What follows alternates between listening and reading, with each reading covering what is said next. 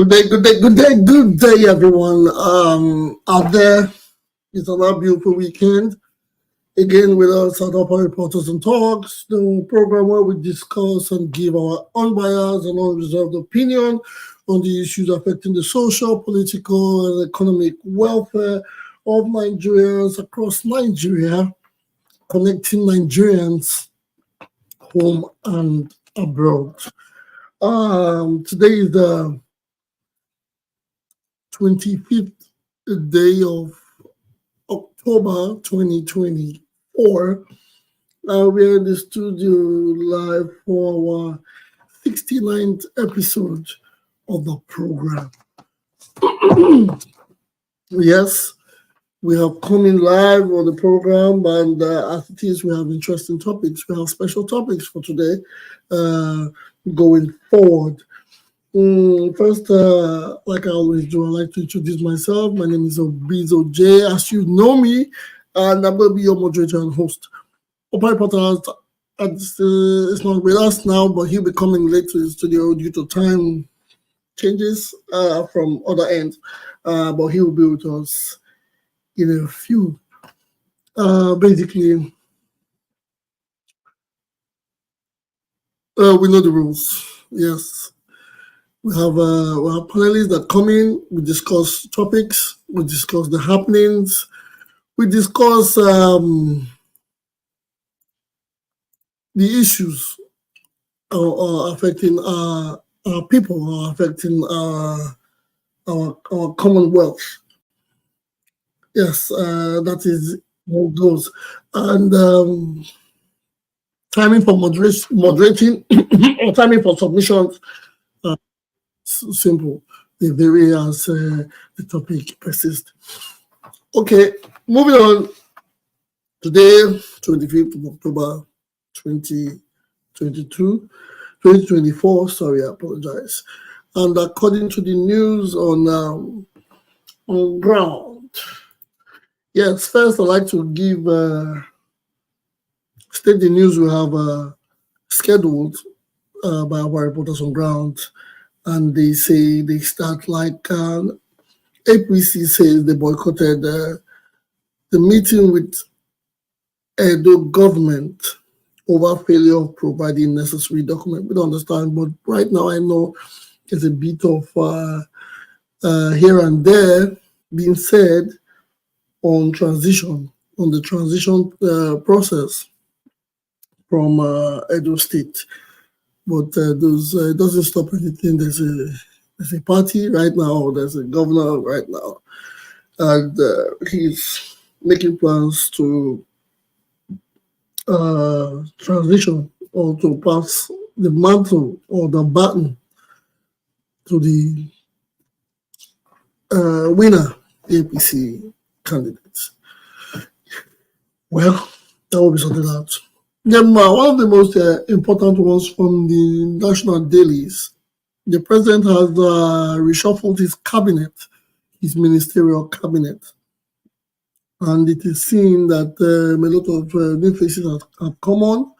And now the presidency is, and the president has instructed that there should be a slash in governance. This is what we speak about every day. We speak about it here on the program, even if not everyone agreed to it. The slash governance. The monies that are being, or rather the allocations that are being made to public servants. There'll be discourse on this program over and over again and other forums that while we go into the hardship, or why people call it recession, or why we go into a heavy economy, that we have to reduce our cost of governance. Well, the president practically heard a bit of this, and he said he's slashing the ministerial vehicles and aid. And on this, the presidency is defending him on that matter. Apparently, this is just the beginning, I want to keep all hope alive, or like I would refer to Miss to one of my panelists people to say that there's a light at the end of the tunnel. Well, presidency as defense, presidency defense President Tinubu as federal government / his ministers, vehicles and aids. We'll see how it goes. Thirdly, a former president of Nigeria, Olusegun Obasanjo, has said Nigeria has disappointed Africa and the black race. Well, it is Nigeria is a country that has been looked up to. Yes, we have been looked up to by other nations, by other black, I'll say, the other black communities, or even the black race common abroad. Nigerians are being looked up to because of our vast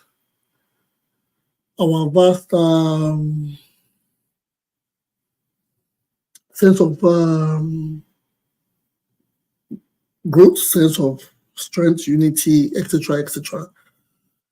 Obasanjo is saying, with the outcome that we are having today, with the problem that we're having today, the fall of Naira, the fall of the economy hitch, the Jackpot syndrome, etc., etc., that we are disappointing those who are looking up to us.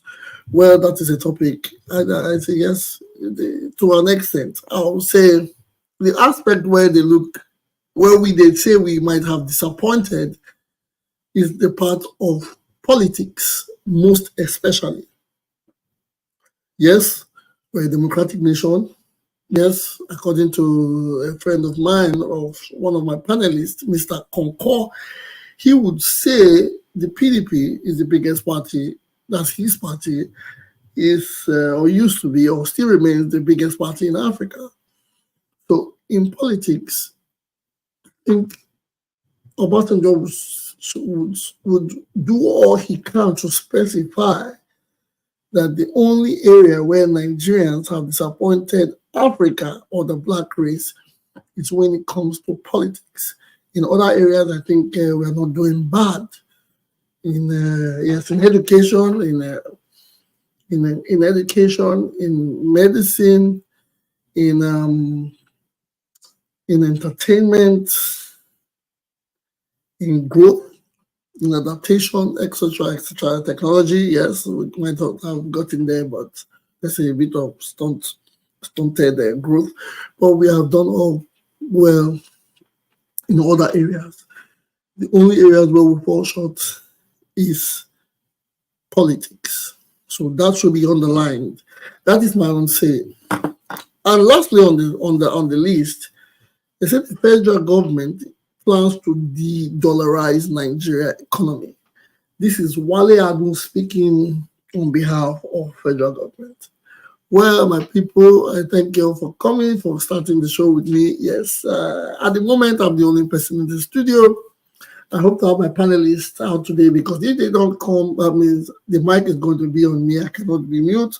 Or what I will do, I will take time out. I'll take time out to read comments from I'll take time out to read comments from YouTube or other social media outlets. But first, let us take it out from here. Before the show started, I put something to myself. I said, today I'm not going to ensure that we not make the show as boring and regular as it used to be. I said I was going to come today and we will do a lot of celebrating of ourselves. When I mean celebrating ourselves, we'll use this opportunity. I want to say today is not about condemning the economy, condemning or criticizing the government, or trying to make us feel that it's time for complain. It's time to complain again over the weekend, or it's time to complain. We are back in the show to complain. No, today is going to be different. This is a time for us to celebrate ourselves. Yes, it's like a birthday. When I mean it's like a birthday, yes, no matter how the year goes by, no matter what the man sees or the hardship, at some point in a year, he celebrates his birthday, the day he was born. So I have said today we are going to use it to celebrate. I cannot. There are a lot of people. I'm going to leave it out there for the people in the house. Yes, if you have anybody that had a celebration some days ago, this month, or there's somebody who wants to celebrate, just write it out there. It doesn't matter. It could be a friend, it could be your mother, it could be a relative, somebody you don't know, it could be a leader, it could be a church member, and all that. It's time to say yes, with the hardship, with the troubles. Yes, it is time. We sometimes have to just keep up. Take your yeah, it's a walk. It's a weekend. The work, yeah, has been a busy weekend or work. Today, let us just take our time out, take a chill out, and just relax. So I want to use today's episode to do a lot of celebrating of Nigerians home and abroad. Honestly, in my mind, I don't have anybody to talk about to celebrate. But as it is, I would want to use this media or this medium because I was thinking I'll have more people in the studio before I go about it. But first I want to use this medium to congratulate and say a great happy belated birthday to the father, a king of one of the greatest monarchies in the world, our ruler, the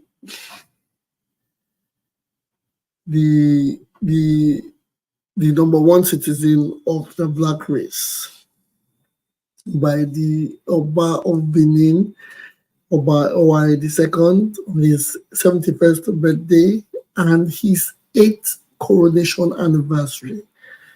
Please, I don't know the people watching, or if you want to, please, on the comment section, on every comment section in every social media outlet, please do the honors just to say happy birthday to our king.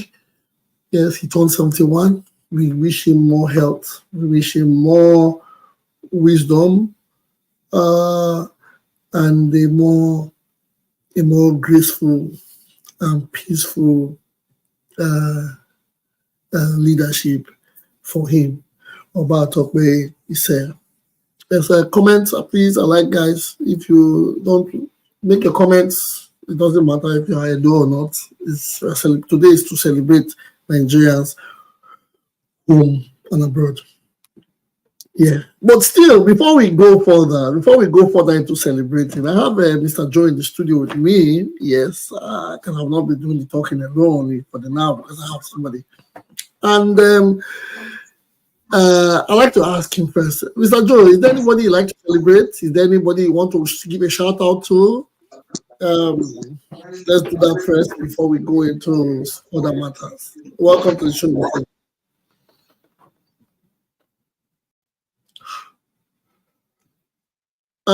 I lost him.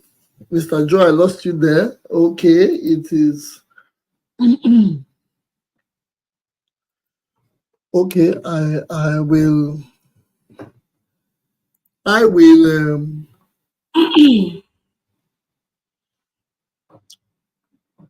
Yeah, I will hold yes until he comes. But okay, say happy birthday. Now going on. Are you there, Mr. Joe? So my network was okay, hello. Sorry about yes. Hello, Mr. Joe. Yeah. I can hear you now. Yeah. Nice seeing you again. Yeah, thank you for coming to the studio. Thank you for being here with me. How is your weekend? The weekend has started. How is it going so far? Of course, not bad. Yes.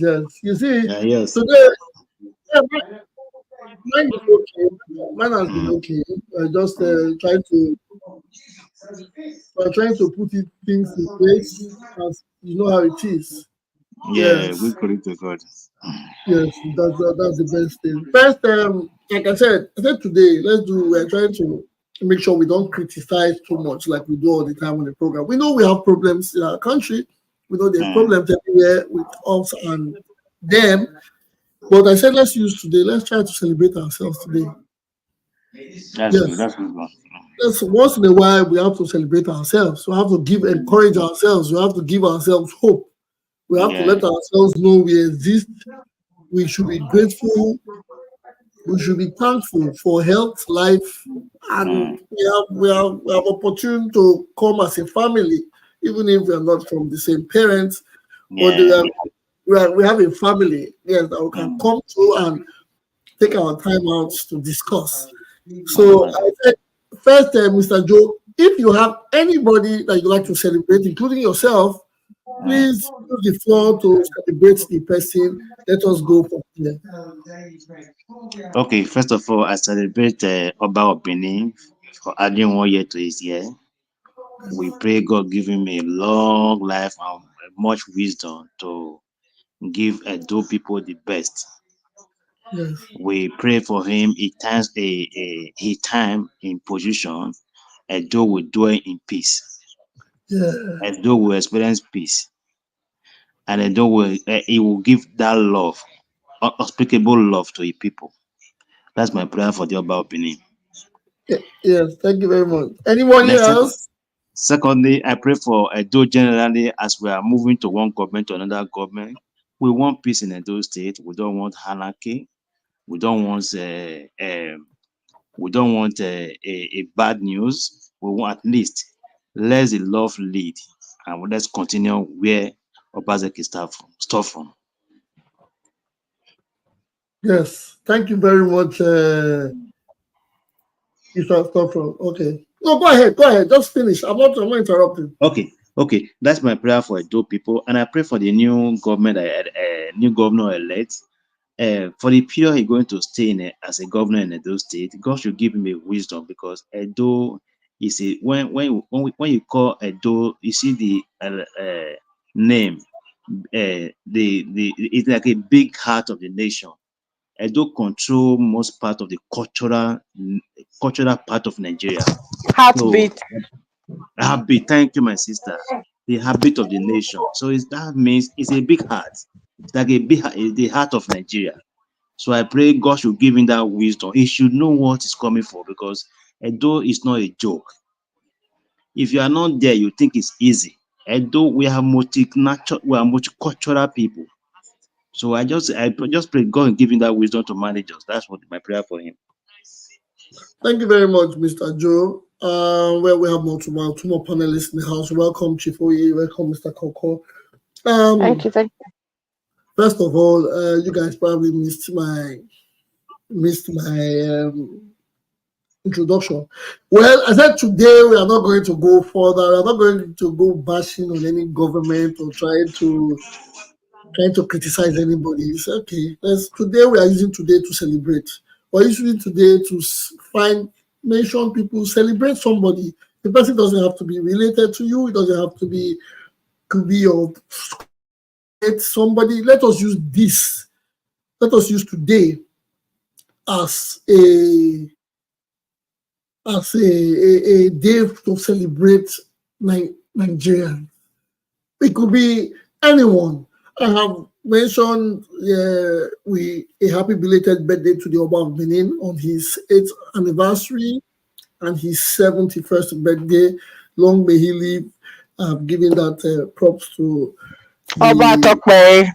It's the number one, the king of the black race.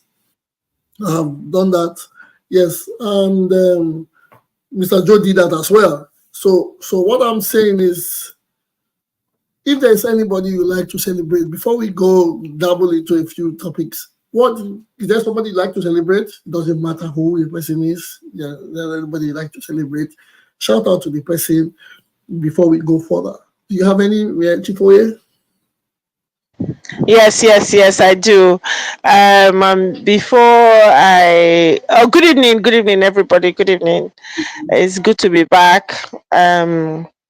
Before I celebrate the person that I have decided to celebrate, I'm going to say happy birthday to His Royal Majesty Oba Eware the Second, the Godomigodo, the King, the Lion, the king of the black race, Oba Gatokpe, may you live long forever. Our father, our king, he says. So I think, as Mr. Joe said, I think it's the incoming governor of Edo State, Mr. Monday. What I would like to celebrate him in good faith. I didn't think he was going to win. I was rooting for Obaseki, but since it is what it is. Obasanjo was not on it. I mean, I was rooting for Obaseki's team. I mean, AI. I swear. Yeah. Because I thought he was the better man. But the people have spoken, or INEC have spoken, whatever it may have been. But it is what it is. And because I love Edo State so much, and I wish only the best for Edo State, I want the man that's coming in, that's going to be in charge, that he will be he will favor the good people of Edo State. He will take us to greater heights. He will make us to be continue. He will as continue to allow us, give us the space to be proud people of Edo State. We will have light. NEPA will give us light. There will be security. There will be abundance, and Edo State will be great again. So that's what I wish him, and I celebrate his victory, and positive vibes only. Thank you, guys. Thank you for giving me this little Thank you time very to much. speak. Yes, Thank you. yes, I appreciate your submission or your congratulatory messages. Yes, Mr. Konko, like I said, you can spread the congratulatory. We are celebrating Nigerians home and abroad. It can be anybody. We don't have to know the person. It doesn't have to be a popular figure. It can be anybody, anywhere in the world. We don't just using the opportunity to celebrate us. We have to, at some point in time in life, we have to celebrate ourselves. We have to say, Excuse me, moderator. Sorry to cut you short. This is it all Nigerians, or can we celebrate? we are using. I said today we are using today to celebrate any Nigerian across the world. Anyone. Okay. It doesn't have to be a leader. It doesn't have to be it has to be, can be anybody. Anybody. It could be a friend of yours we don't know. It could be. Okay, can I congratulate too?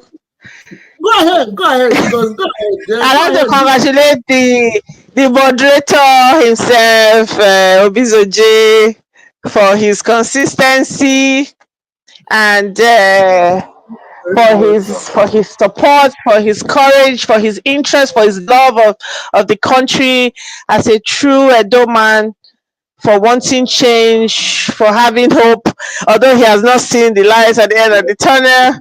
But I believe that he's doing it passionately, and we need you to continue to put in your passion and bring us all together so we can make Edo State great. So congratulations, my dear moderator. God bless. Thank you very much. I appreciate it. Thank you. God bless you too. Mr. Konko, are you there? Are you busy? Unmute yourself and Mr. Konko, are you there? Yeah, I'm here, but I'm here. Yeah, I want to congratulate everyone coming to this show for always giving light to the Edo people. I want to congratulate myself also for the ghastly accident that just happened to me a few hours ago, for God saving my life. So I want to congratulate the incoming governor-elect. And I hope some of the things I'm seeing online, they are fake news. So I hope the incoming governor is not going to do those kind of stuff that we are seeing circulating online. I believe he's putting a very great team together.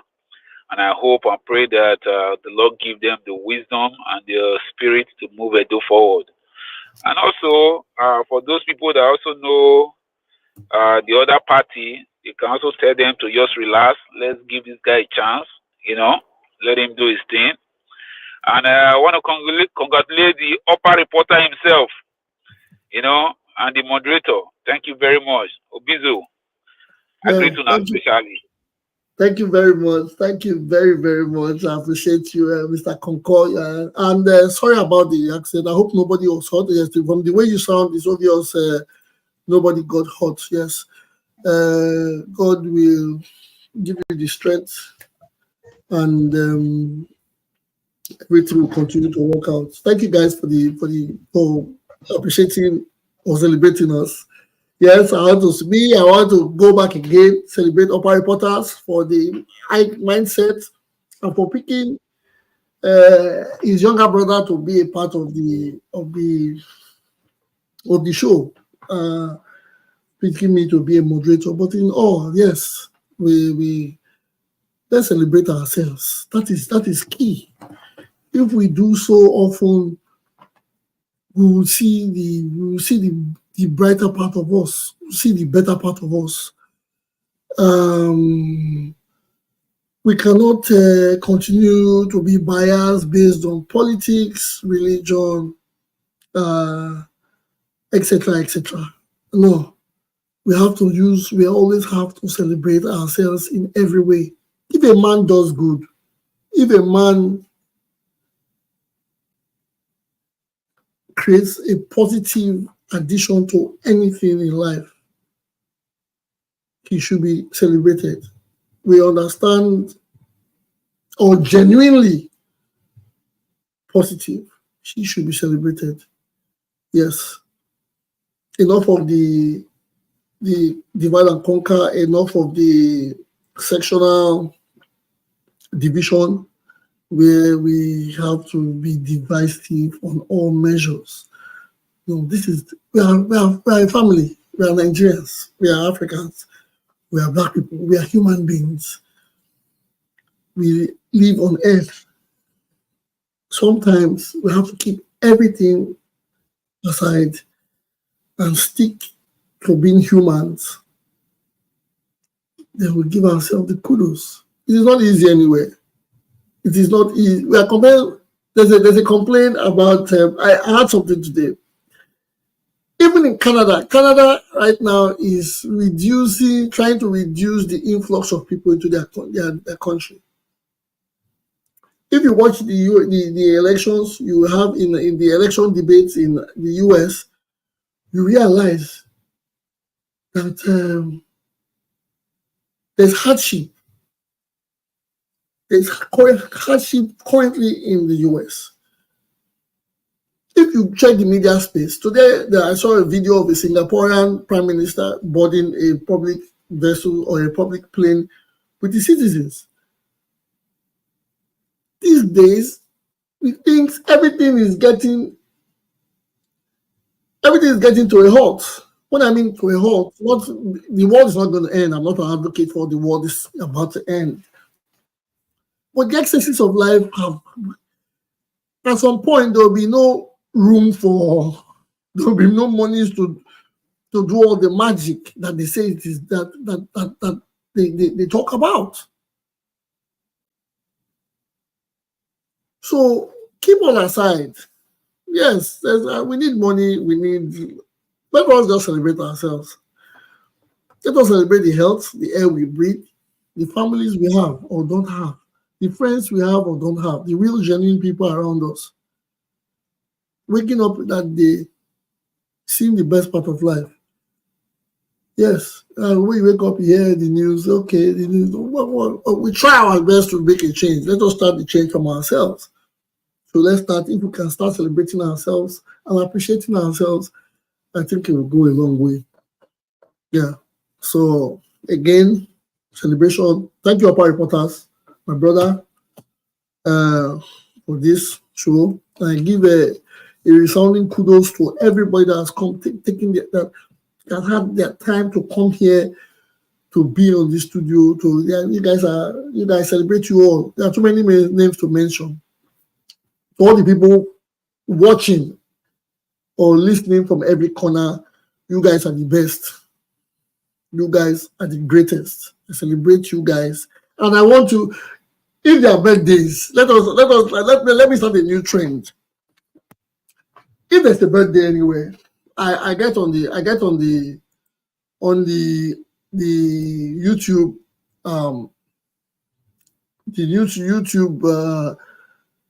link as well. If there are birthdays, write it down. I'll give a shout out to the person. Yes, let us continue to do wedding anniversaries, birthdays, Thanksgivings. Let us build a big family. Let us do that. It starts from there. It will grow together. It doesn't matter. I want everyone coming here every day to bash Tinubu. Even if sometimes he needs to be reminded of his policies. But that is it. Thank you all again. Next, whether we like it or not, we have to go to the topics. We have to go to the topics on ground and wait for other people to come to give their celebratory remarks. On the topic on ground, I'd like to discuss more about the president flashing the ministers' vehicles and aid. That is the most important part. Then I will go again to the former president Olusegun Obasanjo that has said Nigeria has disappointed Africa and the black race. So let me see. First, let us go to Obasanjo's statement. The former president the former two-time president of the Federal Republic of Nigeria, the Great Federal Republic of Nigeria, or the Federal Republic of Great Nigeria. Nigeria is a great country. Has said that the country, or Nigeria, has disappointed Africa and the black race. Before I give my own submission, although I have said some things about it, I'd like to go into the panelists. Mr. Joe, are you there? Please unmute yourself. How do you take what the former president has said? Mr. Joe, are you there?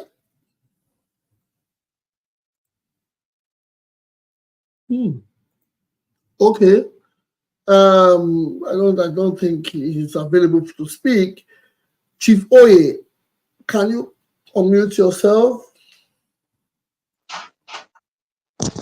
Yes. Good. It's not about, yes, today we say the former president of Olusegun Obasanjo has described Nigeria as a disappointment to Africa and the black race. What is your take on this statement? I think former President Olusegun Obasanjo is 110% correct that Nigeria, the largest black populace in the world, the giant of Africa, they have indeed disappointed Africans, because other African nations, they look up to Nigeria. And the funny thing is that they continue to look up to us, even in all this chaos and corruption. But I say that to say this. Obasanjo is a catalyst, is one of the reasons why Nigeria is a failed nation, because he was a ruler twice. And the first time he had the chance, he didn't, let's say he was young, he didn't know what to do.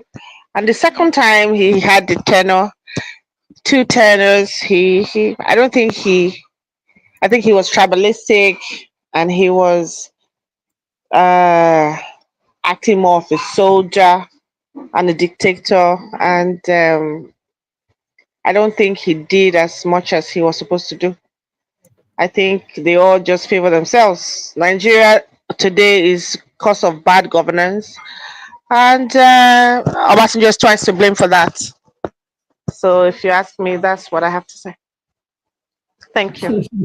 Thank you very much. Thank you very much, Chief Oye. Well. What can we say? I don't know if Mr. Konko is available to speak about this topic. Are you there, Mr. Konko? Are you there? Okay. I would not push the buttons too much. Since Mr. Joe, are you there? No, Mr. Joe is not available to say it. Yes, I second with what the speaker, Chief Oye, has said. And first of all, I don't think, like I said in my initial statement, I don't think Nigeria has completely disappointed Africa or the black race in every aspect. He said the former president should direct his speech on politics. The only part in Nigeria or the Nigerian government or Nigeria has disappointed the black race or Africa is on politics. In other areas, we are not doing so bad. When it comes to sport, when it comes to education, when it comes to medicine, when it comes to entertainment, when it comes to travels, when it comes to education, I don't think we have done poorly comparing to other African countries or the black race in entirety.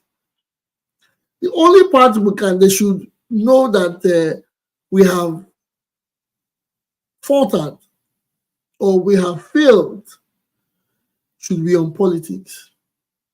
And you cannot write this down without including the man that has just spoken or the man that has made this statement. You can't write it out without including his name. Because a lot of people say, Junior, you don't like OBJ. I don't have a problem with OBJ. I cannot say I don't like him. I can't say I like him. I like him because he was he's a successful man.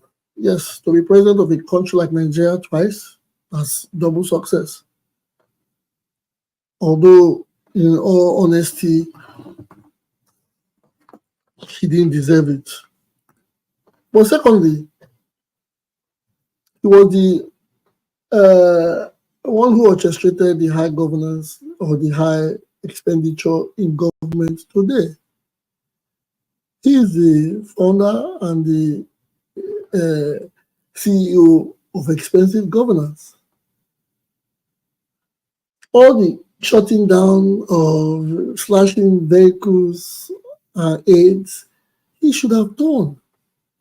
Especially after going through a very hardship with the Abacha regime. We knew what went through the Abacha regime. Then all of a sudden we got into a government democracy, everybody applauded, yes, let's start afresh. And it became a league for squander, for squander. A consumer FC. No production, everything was consuming. This was how we got there, because I keep telling people, we cannot be living an expensive democracy and you think it's going to survive for over 25 years. Impossible. Today is not about complaints. So when the man speaks, he should direct his speech to set his spaces. Yes, I know his grandfather, great-grandfather, he should be in his 80s. Yeah, he should talk about governance. It's politics. Nigeria has failed in politics. In other aspects, we are doing not bad. I'm not praising. If it comes to entertainment, if it comes to sports, trust me, There's a Nigerian in fact, a Nigerian somewhere in a big football club doing something. A Nigerian in the music industry, a Nigerian in the comedy industry, Nigerian everywhere. Education, science. Even if the person does not reside in Africa, but on the extent, there's a Nigeria. The other day I know Mrs. A, I said, in Nigeria, what do you pick? What can you come to Nigeria and pick? And I told her, art. You can pick art, A-R-T. You can pick a Nigerian artist from Nigeria. It can be a comedian, can be an actor, can be anything. And you go anywhere and the person will germinate. It doesn't have to be Kente or Akochi or a beret or a kind of yam or palm kernel. There are things, and these are the things we talk about. So we have not failed. Let us correct him. We have not disappointed Africa, the black race and Africa still look up to us. It is only them that have failed us and are failing their counterparts who are in politics as well. Because everybody is wanting to tread like the Nigerian politician who probably has 3 houses abroad and 1 in Africa, or 3 in Africa, who drives the private jet and one, because when they go for the summit, the Nigerian president smelling like hot chocolate, big agbada, nice Louis Vuitton shoes. His shoes might cost $7,000. Every president wants to be like that. Come with great extra codes and private jets. So now everybody's emulating the Nigerian president. And he'll be like, yeah, the people we look up to, the people are not even complaining. The president is looking fly. Me, I'm young. Why can't I do the same? Let's learn from the giant of Africa. So that is my take. But well, that is that. Again, let's keep celebrating ourselves. Yes, I want to say celebrate everybody. Celebrate our artists. Celebrate our sportsmen. Celebrate those keeping our name high everywhere, in every area of in every sphere of life. Yes, I have to do that, and it's good. It is awesome. Then the next topic says Presidency defends Tinubu as federal government slashes minister vehicles and aid. This one is going to be a hard one because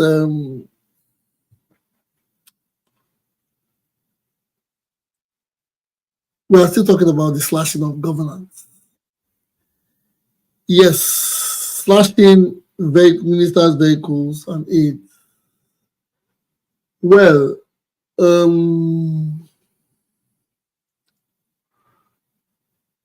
first of all, I didn't want to pay so much attention because there was a reshuffle in the cabinet. I didn't want to pay so much attention in the reshuffle of cabinet because I already had it in my head that the reshuffle was going to be based on politicking and not based on competence in specific areas.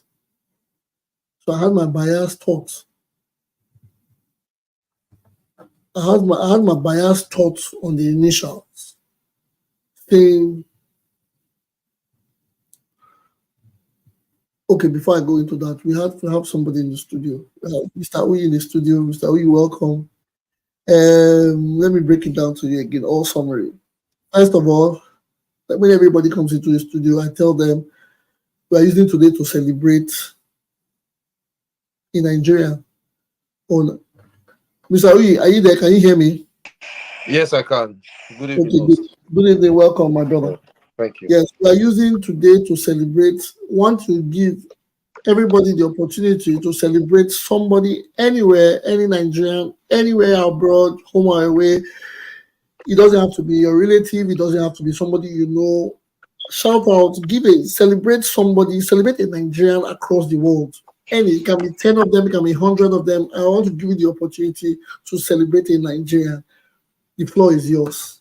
Yeah, can I celebrate myself? Does it have to be myself? Anybody, yes, you are yours. You are yours. Celebrate. Yes, I celebrate myself firstly because it's not easy to be a Nigerian.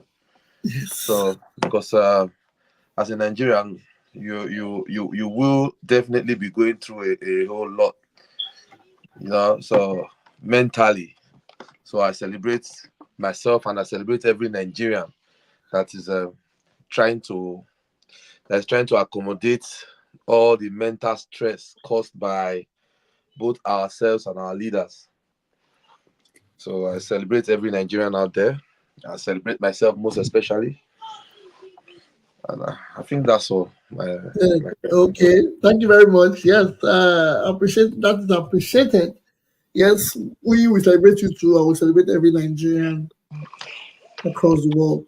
No matter what you're going through, we are with you. We have you in our prayers. We celebrate you as you get stronger and better. Next on the topic, we have two major topics I want to discuss. First, Obasanjo says Nigeria has disappointed Africa and the black race. So, what is your take on this? What is your take on Obasanjo's statement? He said Nigeria has disappointed Africa and the black race. Should I deal with the message and leave the messenger aside, or both the messenger and the messenger? I should just come like a speed train.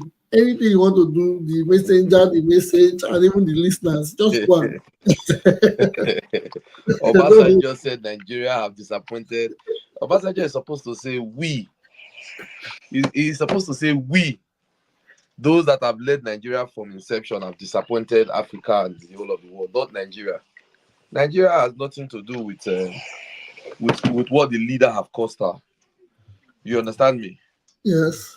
So someone like Obasanjo, I don't think he's in the position to say that because he's part of it. He contributed to the best that we are in one way or the other. Because when people celebrate past leaders, I don't think there's any of them that have really acted with the country, with the love of the country at heart. So that's the reason why we are where we are today.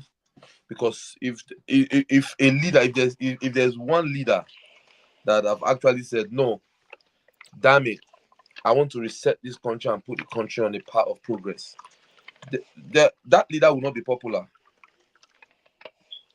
Yes. Among politicians, among the political class, that leader will never be popular. We will even know that leader and celebrate that leader. We would have been celebrating that. There's no one of them apart from Yar'Adua, whose tenure was cut short. He was sick, so I cannot really rate him.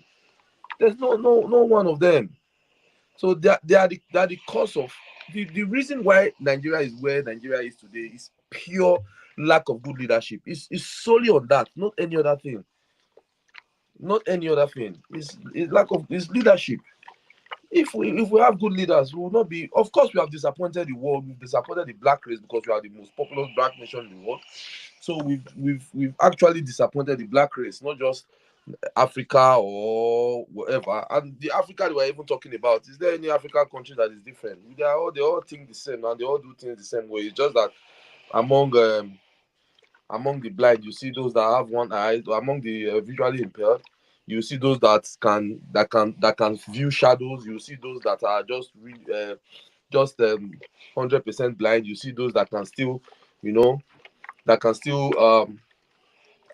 view motion or something. It's not as if they are not blind. They are all not have that sight impairment. So that's just that's just it. There's no even the Africa we are talking about. Tell me one country in Africa that does not have that same trait. Just tell me. It's the same thing. It's just that some do and pass some. You imagine those days. Do you know that countries like Togo, countries like Uganda, we used to look at those countries then and watch things like India of Uganda. I would think that it would never happen to Nigeria. I used to look at those countries and imagine, are there humans living in this country?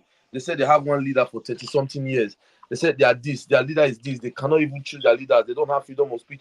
I used to look at those countries like, even 5-10 years ago, 10-20 years ago, 15 years ago, I used to look at Uganda, people like them, Bobby Wine, we used to look at them and send our love to them and say, oh, one day you will be free. But, bro, I'm telling you, we have those leaders now. Practically, we have those leaders in Nigeria. Nigeria is like that now. It's true. It's true.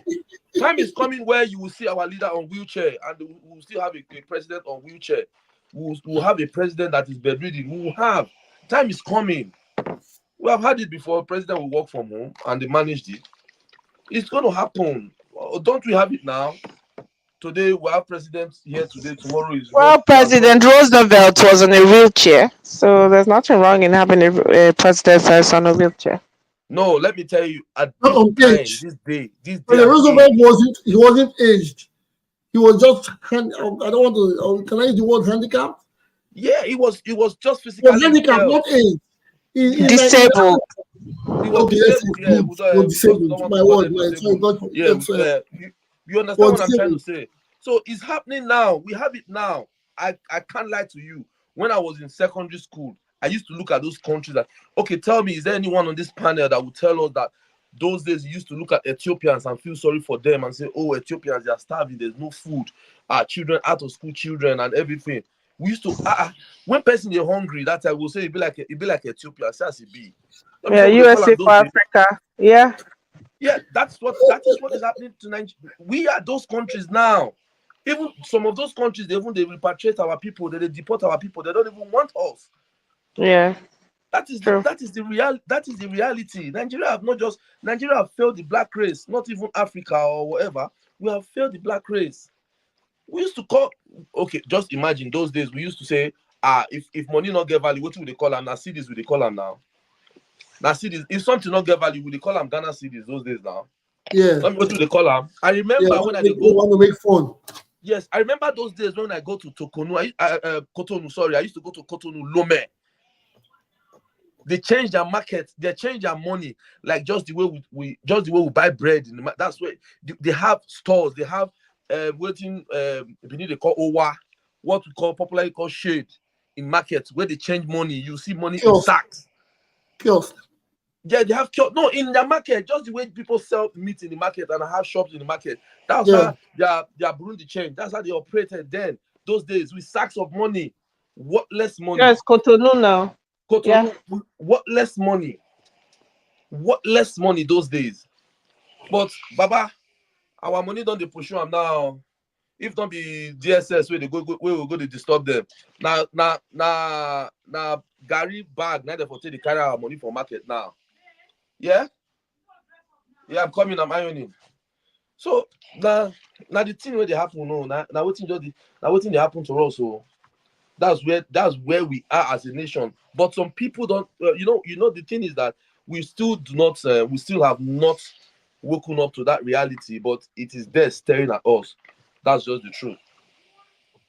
That's just the truth. We still think that we can still talk from ethnic lines, from party lines. We are still speaking from those lines because it's not directly affecting us, as in directly that you can see, but it's already affecting us, but we don't know. Mentally, I don't think there's any Nigerian that is mentally stable, but we think we are. I don't think there's any Nigerian that is mentally stable.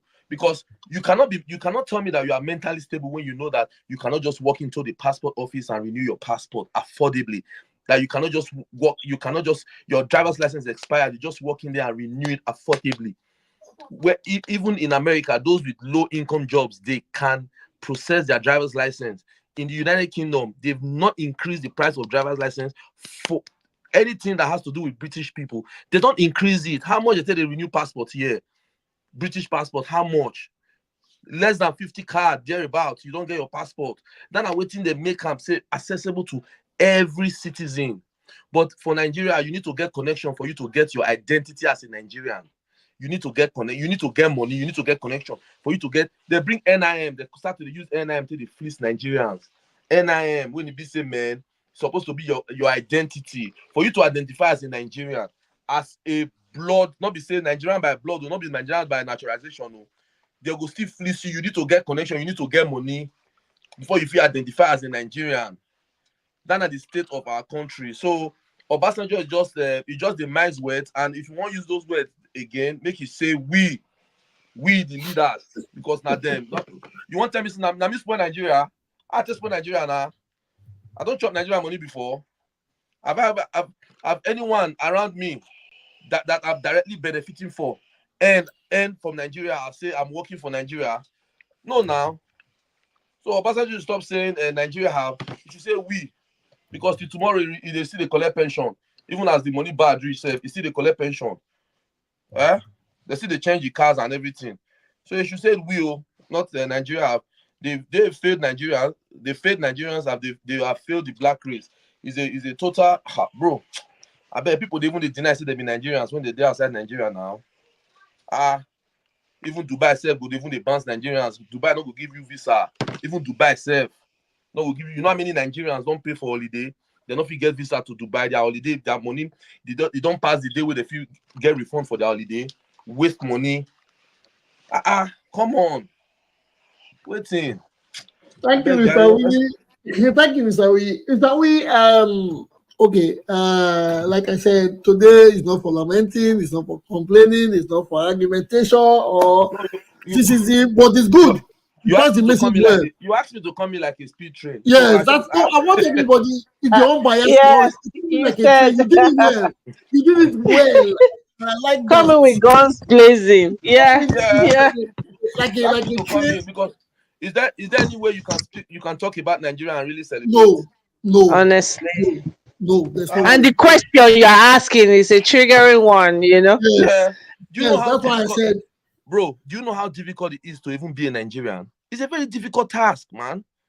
A very difficult task. Anywhere you are in the world, yes. Anywhere you are, it's a very difficult task. When you want to be Nigerian, it becomes difficult. Whether you want to play football, whether you want to act a movie, whether you want to get your passport, whether you want to go home, when you get home, anything you want to be. You know, when other Nigerians, other nationalities speak about your country, maybe they just go into a conversation with you, maybe on the train, or you are flying abroad, or you're flying locally, or you are maybe in a pub or somewhere.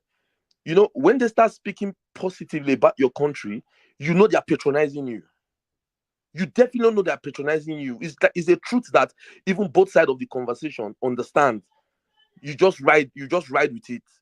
Nigeria is a beautiful place, but you just know that they are trying to, because they know that you've been through enough. You understand? When they will just talk and you just say, this one just the yarn, they just want to bust my head small. Everybody know. I'm sure when you leave there, they'll even snare at you like, I beg you, this one, maybe this one. You know, oh my brother, I beg you. Make we celebrate, though. Yes, that's the word. Let us celebrate. Thank you very much, Mr. We have other people in the studio that just got in, and I'm going to do it all over again. Ms. AI, welcome to the show. We appreciate your presence, and I have to break it down again like I did. Yes, first of all, we want you, as you have come in, use this medium. Today is about celebrating ourselves and celebrating Nigerians around the world. Before we go main into our topic, first of all, let's celebrate ourselves, celebrate Nigerians around the world.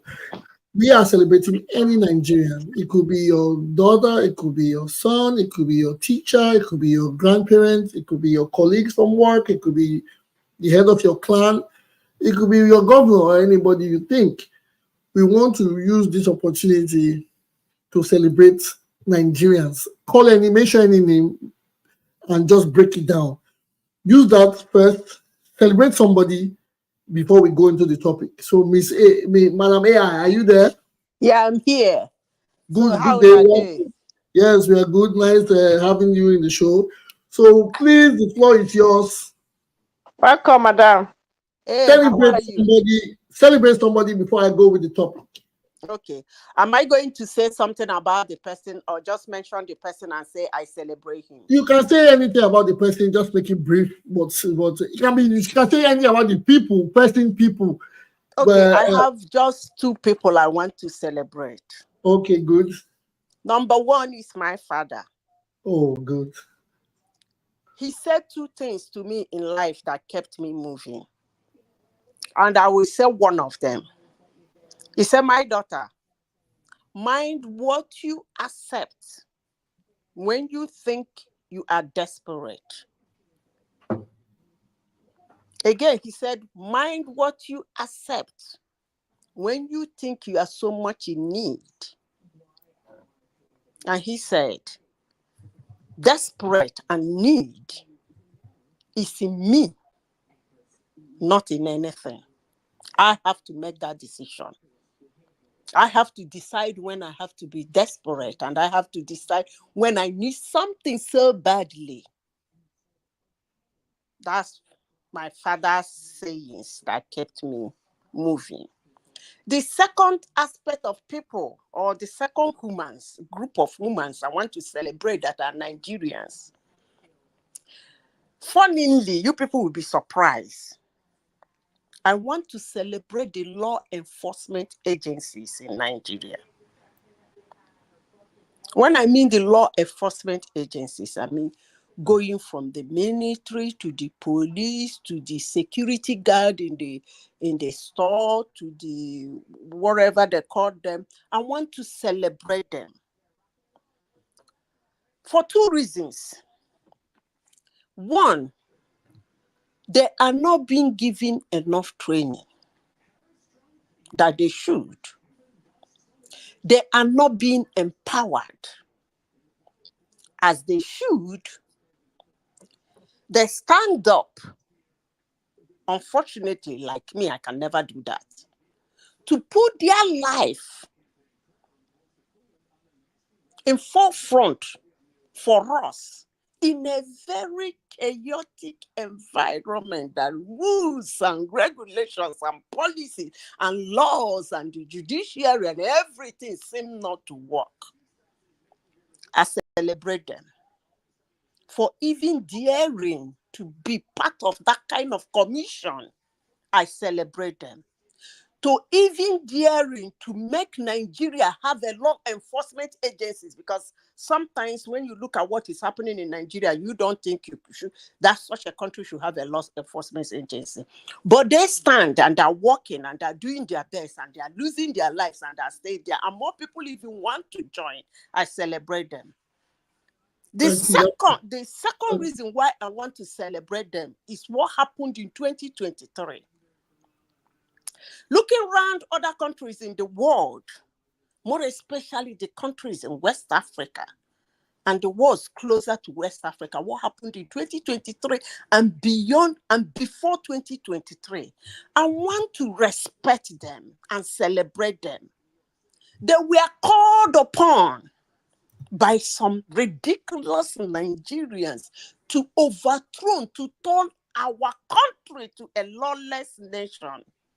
They even went as far as kneeling down in front of defense headquarters, begging them to come out and destroy the remaining aspect of Nigeria. They kept quiet. They said they will never be part of it. After all, they had been the one ruling Africa for so many years before democracy came into Africa. What happened? Nothing changed. They even have more development now than when they were there. But that being said, I want to celebrate them for not causing that madness that we are called to do. They stood their ground and they are still standing their ground. I salute them and I thank them and I salute them and I thank them for their service. Thank you. Thank you very much, madam. Thank you. We appreciate it. Yes, you have, again, give a shout out to the security agencies. We celebrate you. Yeah, even if people always have negative things to say, but the words of encouragement, the courage to be a part of these forces, even with the list of training or adequate equipment. These people, they are our heroes. We appreciate them, we celebrate them, and we hope for the best. But I'd like to ask, are we going to include custom and immigration? Because I put civil defense, like army, police, Yes, air force, everything. navy, Anything that the has to do custom, with immigration, okay, law enforcement agency. okay, I law even enforcement, talk about the guard, the security guard by the door. yes, law Okay, enforcement, security outlet. I included them. Yes. Okay, thank you, madam. Yes, okay, that is first. I appreciate you. This is what we're going. Before everybody comes to say something, we'll just give a shout out. And to your father, is he still alive? We say, is your father still alive? Hello? Yes, your father, is he still alive? Who? Your No, father. no, Okay, may so no. rest because you So his initially blessed memory. Yeah. the first person you said a shout out to your father. So we celebrate your father, and his gentle soul continue to rest in peace. Amen. Amen. Yes. Now the next, Amen. yeah, the topic that we were discussing before you came in is AI. It's Obasanjo has said that Nigeria has disappointed Africa and the black race. The former president has said that Nigeria has disappointed Africa and the black race. What is your take on this?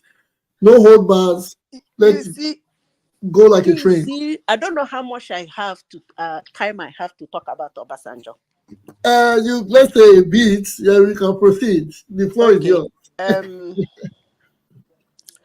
Obasanjo is so far the only well-informed president Nigeria has ever had. He did some things when he was president with so much guts, and he neglected some things, and I believe that was why he wanted a second time. A third time, I mean? Yeah, because he felt there are things he's supposed to have done that he didn't do. Let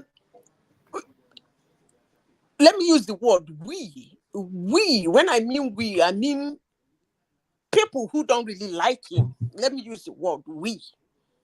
We might not like the way he talks sometimes. We might not like the way he noses about, supposed to be an old man relaxing somewhere.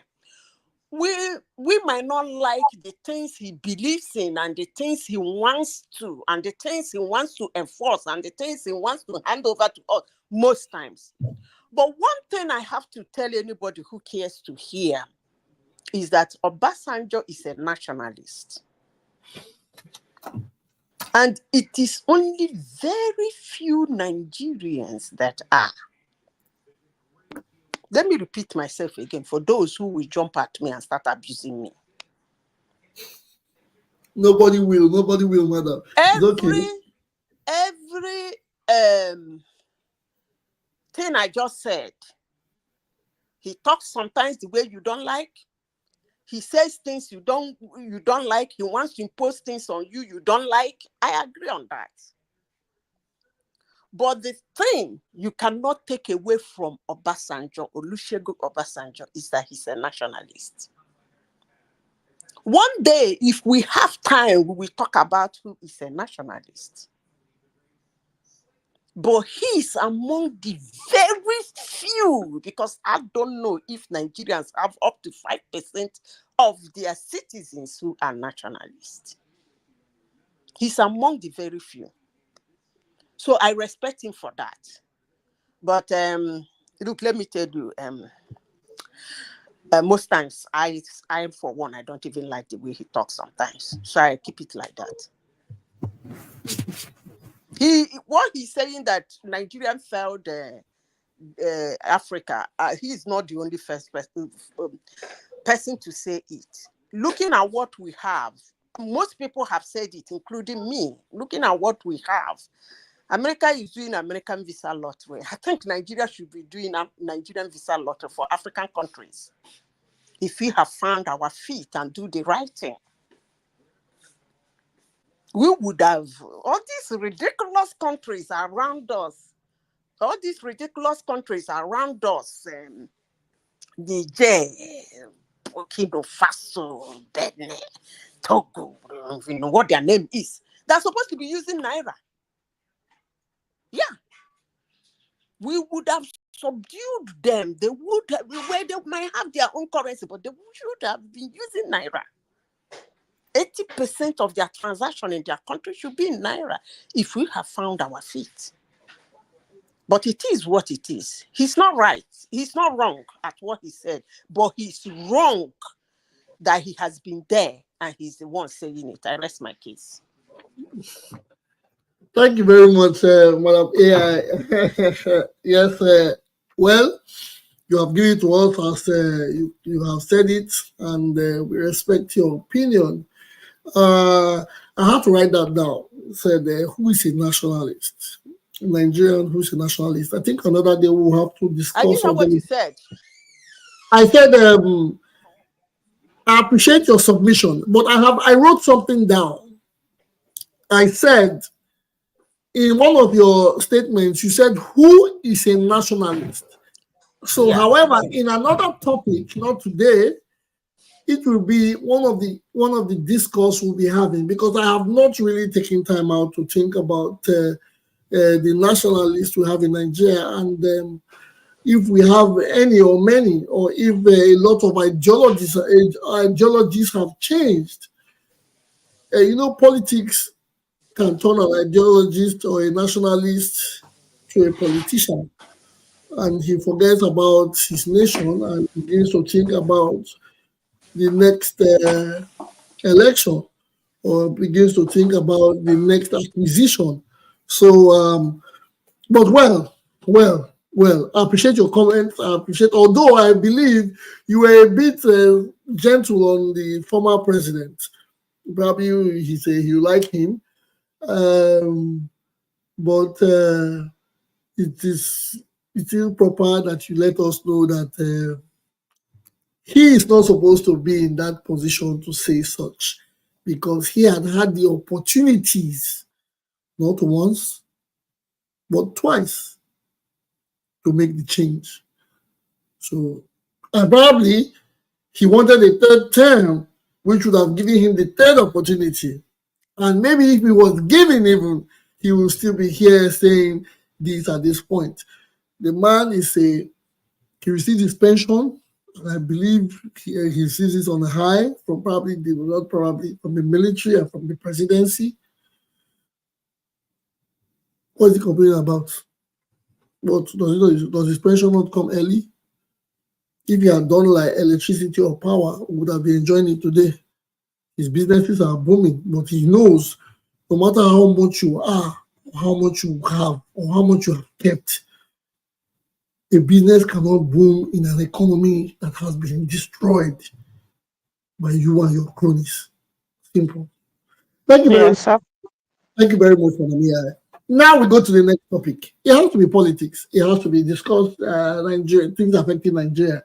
This is coming from our president.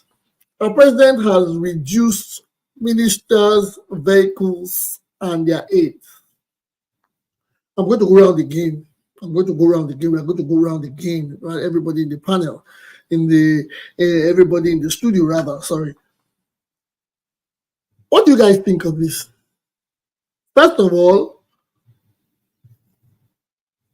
there was a reshuffle of the cabinet, and there were ministers who blah blah blah were there. There was a reshuffle, so some ministers remained, and some have been appointed. Now the president has slashed their vehicles to 3, their aides to I think 5. What do you guys think? I'd like to ask this question. Does this imply, is Wiki affected in this new reduction? this is not a jab. It's just a question out of it feels like a jab. I didn't get your question. The president has slashed the minister's vehicles and aids. Does this affect Nyesom Wike, the minister of FCT, or it is just for the newly appointed ministers? I said this is not a jab. I don't think it will affect Wike's office, because Wike's I don't know why you office picked Wike. Wike's office is operated more like a governor's office. So I don't know if he's exempted. But what is his position? He's the minister of something. He's minister of FCT. Yeah. And according to the statement, when you say, but his job description is more of that of a governor. Okay. Finish. By appointment, he's the minister of FCT, but his job description is likened to that of a governor. So if due to his job description, if his job description will necessitate his having more aids, because there are some things that are not possible. So he can write for exemption, and if the president approves it, that's it. Okay, can the minister of FCT, or will the minister of FCT, or does the minister of FCT have a 4-year tenure? No, it's not the time. It's not the duration of his No, I'm just asking. So it's a political appointment. It could be 1 year. It could be 8 years. So it could be 6 months.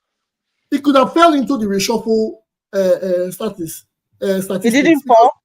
But he didn't. No, he didn't reshuffle. He didn't reshuffle him. He's still there. The president sees him as performing. So why would he reshuffle him? So when he was doing a good job, why would you reshuffle? Yeah. Who better to replace Wike? Okay, good. Yeah. There are so many politicians to replace him, but it has to be by the judgment of the president. Why, if he's doing a good job? So can I say something about that position? No, if you will let me. Not Wike, but about the position. Okay, go ahead.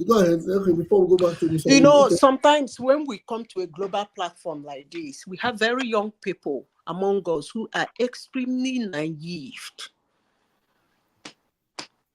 It's good we educate them. Because most of the things we say, I would rather call them lies. We send to this our young ones. I begin sometimes to get scared of what our future will look like when we get very old. Because there's one thing my dad told me. He said, "My daughter, I will never lie to you." It is a dangerous thing to do. And I now asked why. He said, every father will wish to die before their children. Every parent. If I lie to you, I will die and go, and you will stand upon what I told you. Believe in my father said, you can swear an oath and die. You can die because of the lie I told you. Now back to this position. Apart from El Rufai that handled that position, he was the only FTC minister that did something. I repeat, for those who will hate me, I said things, I say no when nobody there, and I say yes when nobody there. Apart from El Rufai, who did something in that Federal Capital Territory, nobody else has. Why is it so? Because of the demography. After El Rufai, as a minister of the FTC, I started following the trend. I took my time to study all other ones that have been FTC minister after El Rufai. And I see how much they were incapacitated in doing things. Not actually because of they don't know what to do, but they can't do it. Why? Because of the demography.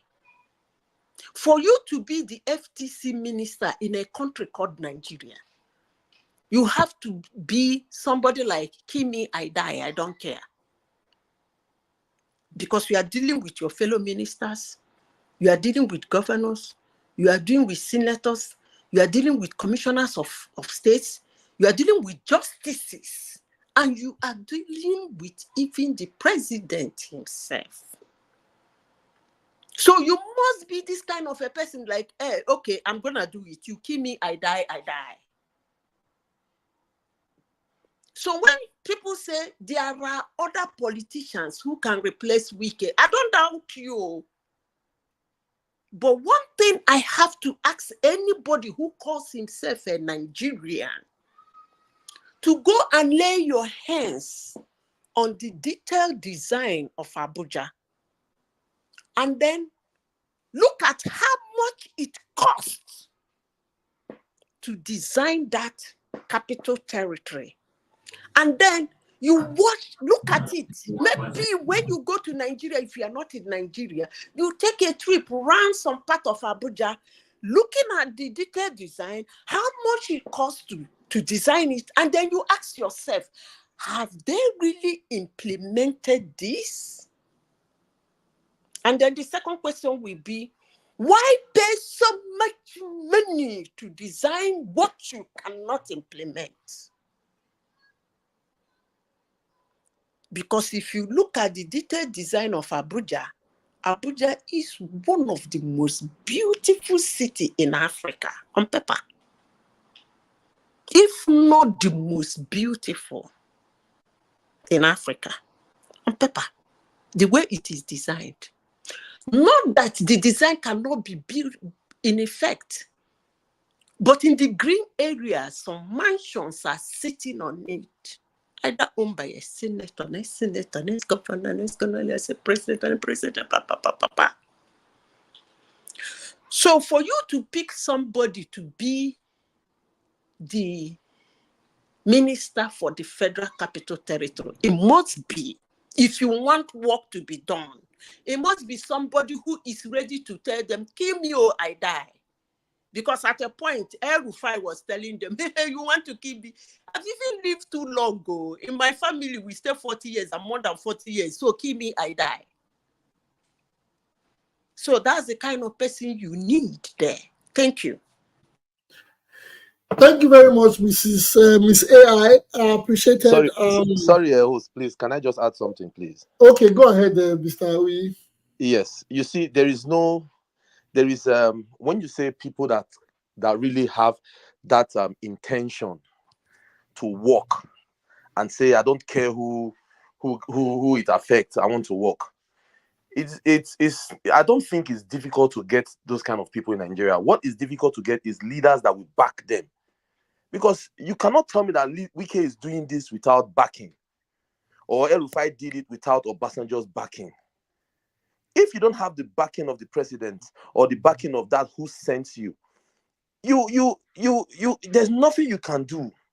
The president have assured him that, my friend, just go and work. Forget about your position. I understand what is happening. Just go and work. Do the right thing, then leave the rest for me. There's nobody that will not flourish under that kind of environment. That means you don't understand what is happening in Nigeria. No, excuse me. The understanding of what is happening. No, excuse me, madam, please. Let me finish. The understanding of what is happening to Nigeria is not exclusive to one person. That is what you should understand too. You understand me? This thing is not rocket science. When I was an adult when El-Rufai was there, so it's not as if we are trying to learn from the older ones. When El-Rufai was there, we knew that he had the backing of Obasanjo. Ribadu had the backing of Obasanjo. And when they see that the person that is sending them has got a zero tolerance for that particular job, there is nothing that there is no way that you will not serve in accordance to it. It's just like Mr. President now say, oh, you INEC rec, you go to this state. You know my intention. You know what to do. Go and deliver this state. Is the man going to go there and do otherwise?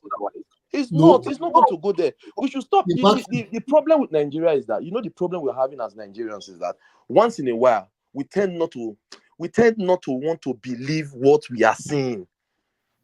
I just want to believe that we are doing this out of is a natural thing.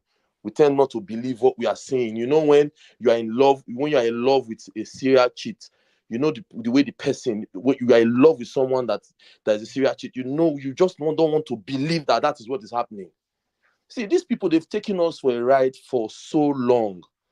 Do you understand? We should stop acting as if governance is one kind of a difficult thing. It is not difficult. If you have a marching order of Mr. President, you will do what you are doing. But if you don't have his support, if people go to report to Mr. President say, excuse me, you know, we cannot start stepping on toes, take it easy with them. Who is wicked to say he's not going to take it easy? Are you telling me that Wike is stronger than those people? He's only stronger than those people because he has the backing of the state. If he doesn't have that backing of the state, he will not be stronger than those people. That is when you will know the person that is ready to work sincerely. It's not when you have the backing of the state and the person that is ready to work sincerely is the person that will say, damn it. For example, the man that was commissioner for police in Lagos State when Obasanjo was going to take over Lagos State. They sent that man to Lagos State to do their bidding. But when he got to that last point, the man said, no, I will do what my country. The man is late now, he's an Edo man. And he was compensated. He was the first head of last man in Lagos. That was his compensation because he had to lose his job. How many Nigerians will do that? Can Nigerians Wike now say, damn it, I don't want to take instructions from Tinubu, I'm going to go ahead and stick to the plan of FCT? That is what we are talking about. You guys are sounding as if Wike is doing something that have not been seen before. No. When he's not in line with what the president's vision, he should go ahead and say, this is what I want because this is what I think is the best based on my conscience. That is when we will now start coming to praise somebody, not just a regular politician that does the bidding of his master and we are praising him. Good. Thank you very much, Mr. Wee. But on the other hand, can I come in? Yes, madam. Yes, you come in next. On the other hand, I forget my thoughts. Okay, go ahead. You see, I'm somebody who do a lot of research before I speak on a topic. I called for this topic. I was the one that said, can I say something about this position? Now, when he started speaking, I said, can I come in? He said no, that I should let him finish. I understand from all he has said for the past 5 minutes, he's saying that as long as you have the president's backing, you can do your job effectively. And I said here, and I am saying it again, to be the FTC minister in Nigeria, you don't just need the presidential backing. First of all, let me correct something. He said that El-Rufai had Obasanjo's backing. That's why he did very well. And then Obasanjo, as a president, has 3 FTC ministers before he left position. And I repeat, among all the FTC ministers in Nigeria, apart from El-Rufai, the rest, I wouldn't say they don't know what to do because I am not in their mind. And I have never seen anyone that is doing something and the president broke his arm and said, don't do it. But all I am saying that is a lot more than presidential backing. I repeat, it is more than just the presidential backing. The personality and his ideology and his ability to be able to do something in Abuja, and then his clout and his willingness to die doing it. These are the most important before even the presidency comes in. I will end by saying, the person that say anybody can do it as long as you have the presidential backing. First person that was Obasanjo's minister, I don't like history, but sometimes when people say these things like this, I like to read history to them. wasn't El-Rufai. Second person wasn't El-Rufai. Actually, the first person was fired because of the posters that were plastered all over Abuja on the election period. Every building in Abuja in those days, that's what Nigerians do. They use stash. Vote for this person for president. It cost the federal government 2 million naira in those days to clean them up. To tell you, I follow what happens in my country. It was one of the reasons Obasanjo fired the guy. Then he put the second person before El-Rufai. Yes, the first one was Ibrahim Buru. The second one was you can check it later. Let me finish because I don't have much time so that other people can talk. Yeah, so for somebody coming to a global platform and say, our presidencies don't back their ministers, I don't know what he wants to tell the world. But I want to tell you that the world, that a capital state, even in the United States, even here I am, for you to be a mayor of that capital state, you have more than the presidential backing to handle that place. I rest my case. Oh, thank you very much. Okay, host, please let me just add. Let me add something. Yeah. Okay. Do you know that under the same El-Rufai, when it was time for politics, under the same El-Rufai, they were still posted in Abuja, in the walls and streets of Abuja. See, what we don't understand is that what we don't know and understand is that we just look at things from the surface. Politicians don't see things through those lenses that we look at things. It's good for you to say the first person did not perform, he was sacked because of poster.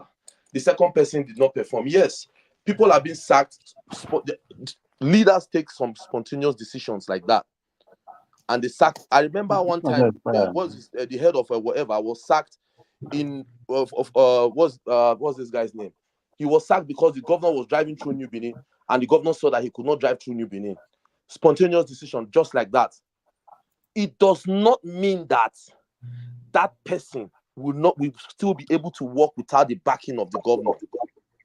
That's when it's time for politics. Let me tell you, when it's time for politics, when it's time for electionary period like this, politics, when they start politicking and start liaising, all those they will tell Wike, drop these things. He will drop those things. That is it. It is politics. You don't tell me that there's no one politician that can do that job. Oh my God. So do you think that if Mr. Wike knows that his position is no longer guaranteed, and it is because he has stepped on one person's toes, he's going to continue and say, damn it, I don't mind going back home? Where is he going back to? To Rivers State? These guys are politicians. I'm not a fan of Peter Obi, but he said it. I didn't support him because I know he will not win. Not because I don't know that he's the best candidate. So that statement already shows you that these guys are politicians. I'm not a fan of Peter Obi. Everybody knows that. Even the host, you know that. But that is it. These are politicians, and there's no way, there's no how they will not play that politics. You think that if he knows that his position is no longer tenable, he will because he stepped on toes, he will not track back. He will track back. He would definitely come back and say, oh no. If he gets a matching order from Aso Rock and say, Wike, you shouldn't destroy those, he will go ahead and do it. That is the backing we're talking about. Look at the EFCC, the EFCC man. Did he not say he was going to resign if they don't arrest Yaya Bello and whatever? Why is he still in his job? Even Ribadu, there were people Ribadu could not even talk to, could not touch. There were people he could not touch. Or you want to tell me that Obasanjo did not use EFCC to fight political enemies? These are the things we're talking about. These are the things we're talking about. Yes, he's a nationalist, but he used EFCC. He formed EFCC and used it to fight his political enemies. He rigged the elections blatantly. For example, Edo State election, he rigged it. Adams Oshomole, the election that made Adams Oshomole governor, he rigged it. without even having the numbers. He instructed them to announce the results. And you come and say, okay, I will not say, okay, yes, he's a nationalist, but is that enough? That's not enough. When it's time for politics, that's when you know, will you be true to that nationalist that you claim that you are? When it's time for politics, when it's time for your own, will you be true to say, I don't care, let me lose the election, but I have to do things the way things should be done? That is the kind of leader we are talking about. Those are the kind of leaders we are talking about, not the ones that if you want to commission bridge, you bring a musician to come and be singing your name. We don't want lords. We want servants. Thank you very much, Mr. Uyi. Yes, but we haven't talked about. Mr. Joe, finally, we hear your voice. Mr. Joe, where have you been? Sorry. I was listening to something else, but I was listening to you anyway. Okay, it's okay. Go ahead. I just the last person that spoke, I supported him a lot. You see, Wike, I don't like a type of government, a type of his selfish interest is too much when it comes to Wike. You see him obviously this is act of selfish interest. Everything he does. That kind of politician, we don't want them in Nigeria. They are destroying democracy in Nigeria. Everything must be me.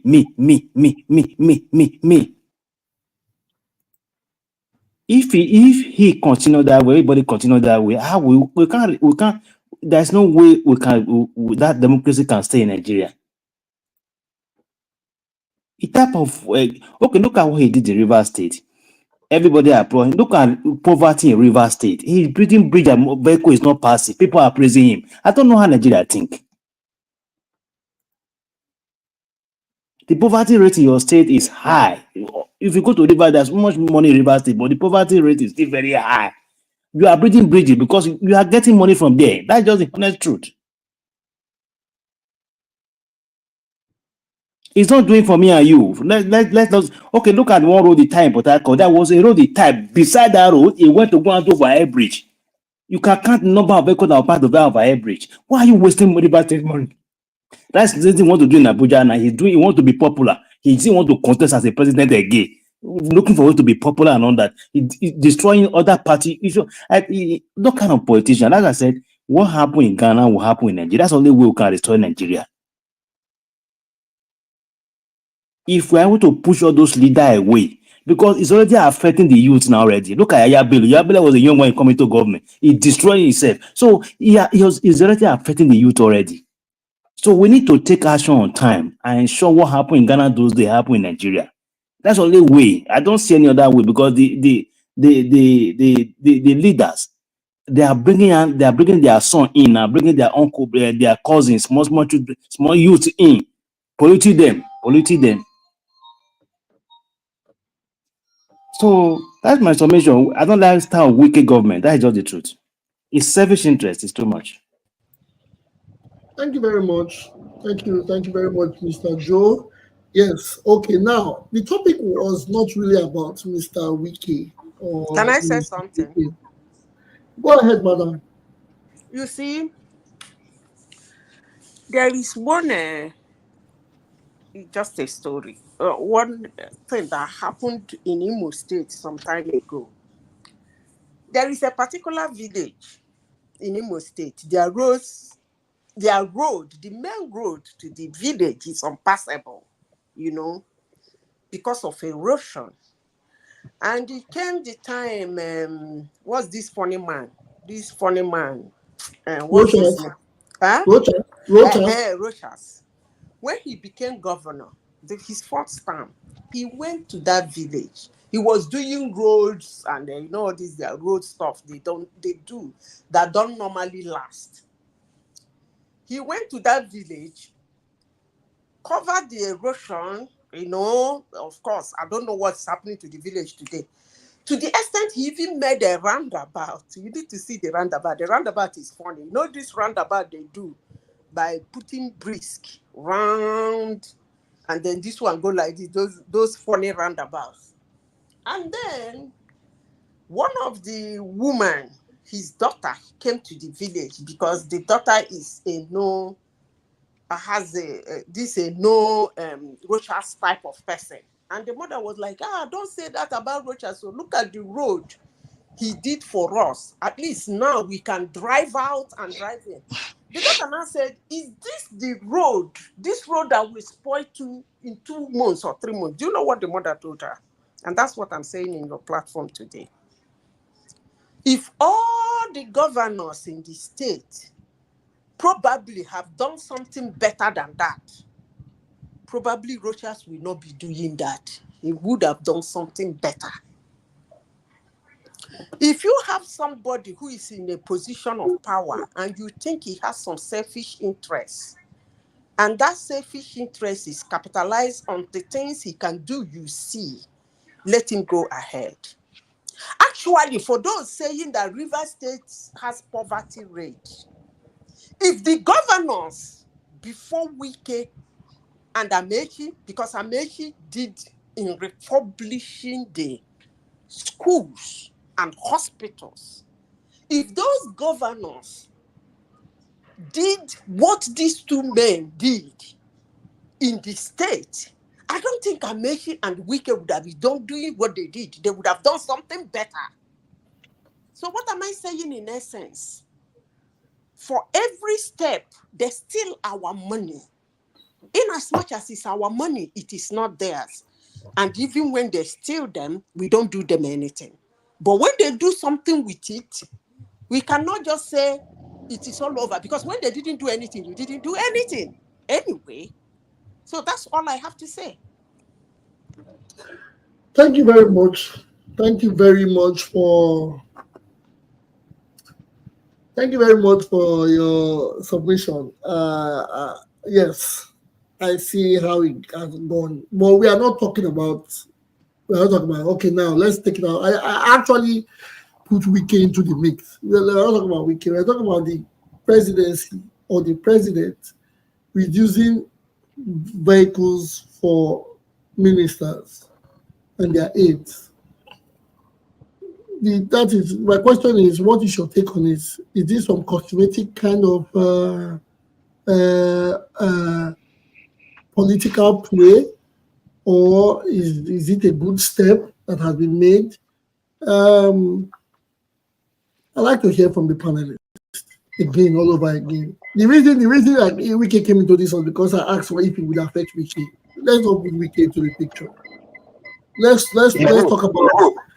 Let's talk about. I think that's a very welcoming is a very welcoming development, because we have been clamoring for the president to reduce cost of governance, and he has started from somewhere.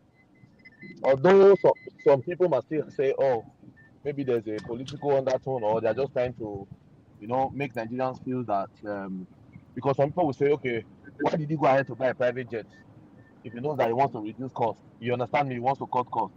But he has started from somewhere. I'm not a fan of the man, but I don't think, I think we should be open-minded, according to the last speaker. I think we should be open-minded in some issues, because we tend to just judge politicians by thinking that they will always do as we think they've been doing.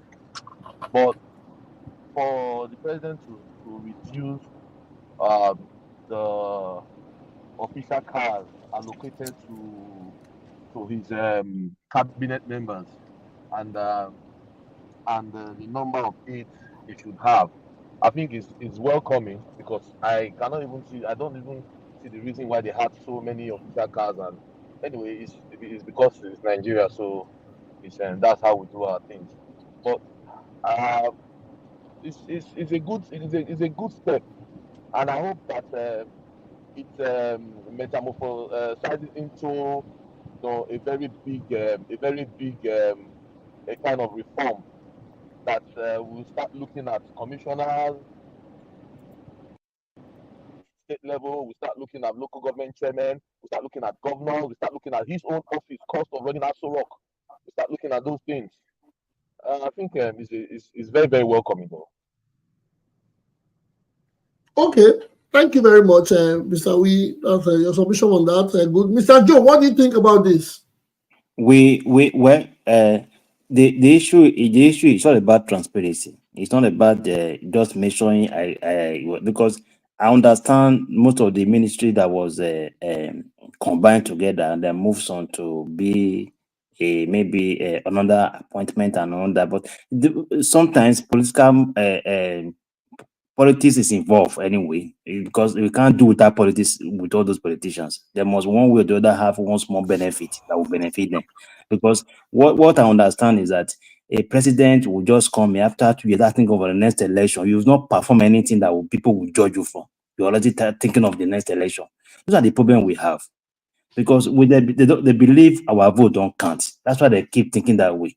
Because I believe your re-election should be based on performance, not based on because you are president or whatever. But because that system have used to us that once somebody is coming as a president, he must do 8 years. Once he has done 1 year, 2 years, start thinking of the next election again, make it plan, do the political movement to see how I can favor him and all that. So we want transparency in government. That's the major problem we have in Nigeria.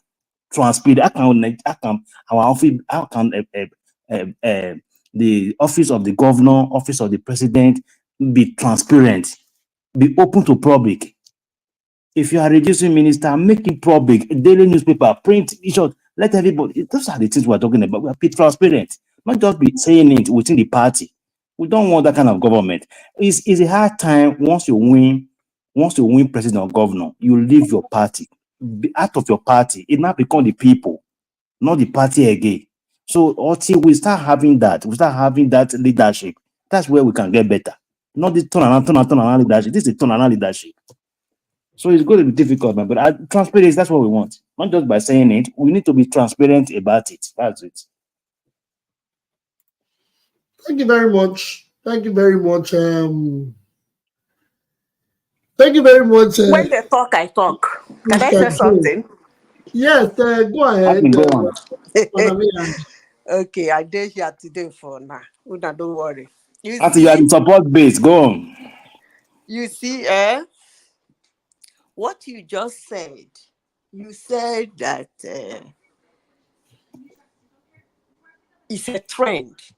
Like, you are a president, you're governor, definitely you're going to do your 8 years. Some people will say, allow him to do his 8 years. I don't actually think it's a trend. It's born out of our emotions. Because these politicians, they capitalize on human emotion. Because if you look around the world and the elections when they go on, you find out that people actually vote on emotion most times, not on policies. So that's why they keep winning. Somebody will stand in front of you telling you things you know never happened or he didn't do at all. You are looking at his former job. You have his CV, his curriculum, his resume. Let me even not use the CV. You have his resume in your hands. And he's telling you another thing. And you are going to the poll to vote for him.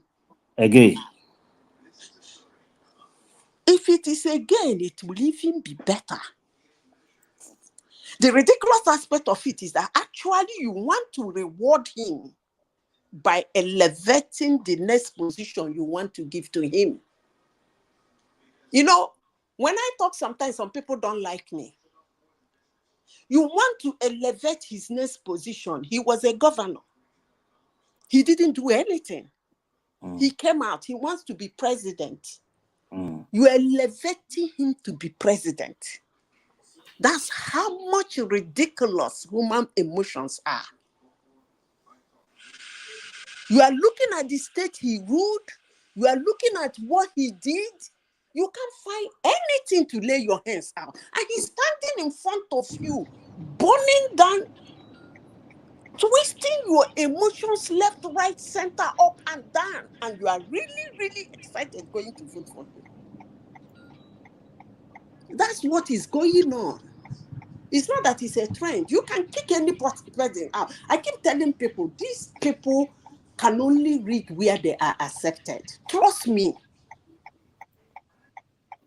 Which other party has won in Igbo land? Which other party has won, except my state, Imo State? Those are the swing states in Nigeria. They voted The even if way they Nigeria is Your, now, madam. your government did not win now. It comes into Supreme Court now. That's what I'm telling you. That's how my state is. They can rig We are the only state in Nigeria that had a governor that nobody knows the name of his party. To tell you how educated Imo State people are. We had a governor from PPA. Nobody knows the party. But if we say you no gonna rule us, you no gonna rule us. That's why I keep telling people that the power is still with the people. So don't blame the politicians. All they do is to play on your intelligence. It's not a trend. They hit your emotions. Okay, you know what is going to happen? Anambra State election is on the way now.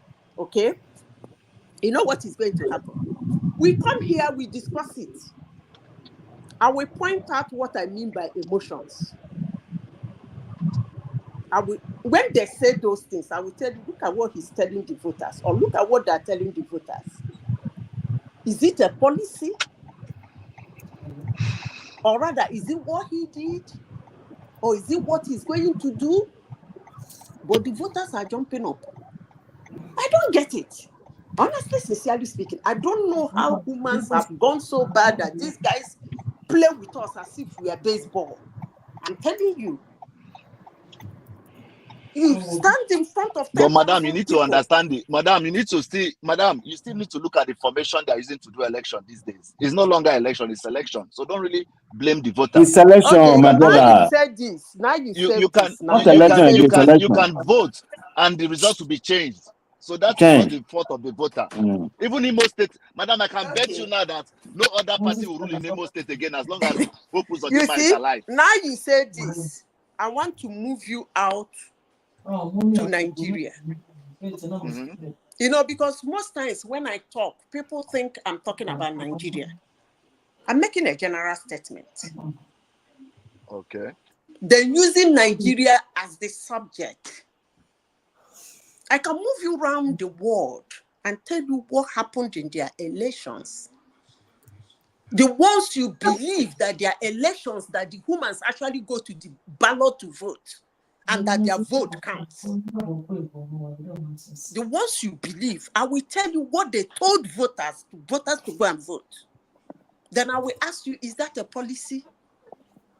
Is that something you are supposed to do to help my livelihood? But the human is going to the pool to vote them.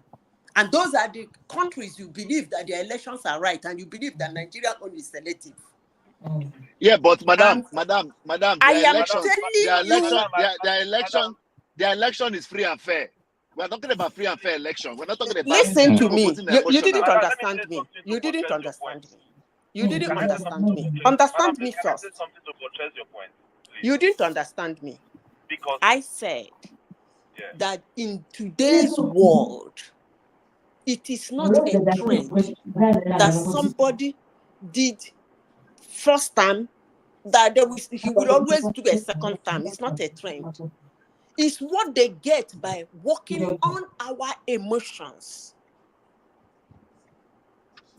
You are seeing somebody, he did not do anything. Somebody is not even telling you anything he's going to do, but he is working on your emotion to go and vote for him or her.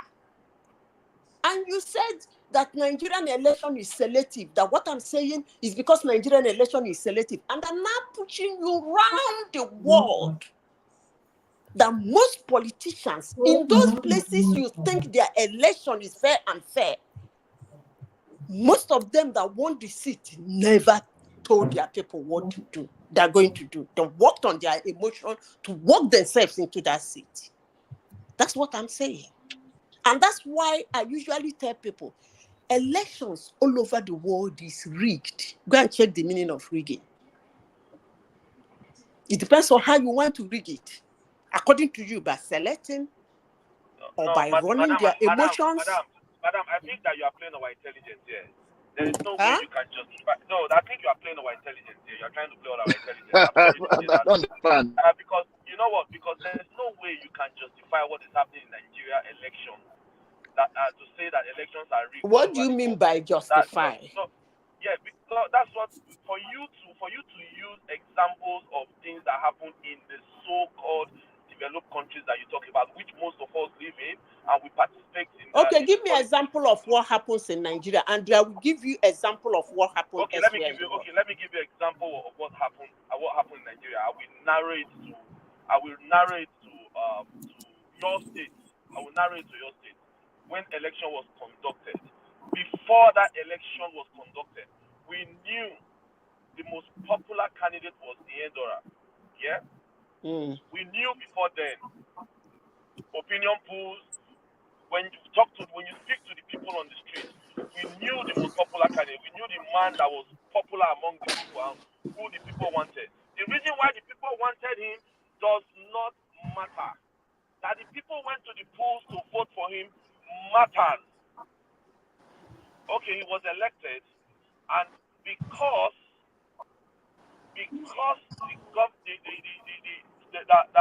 the government in power then had an interest in that state.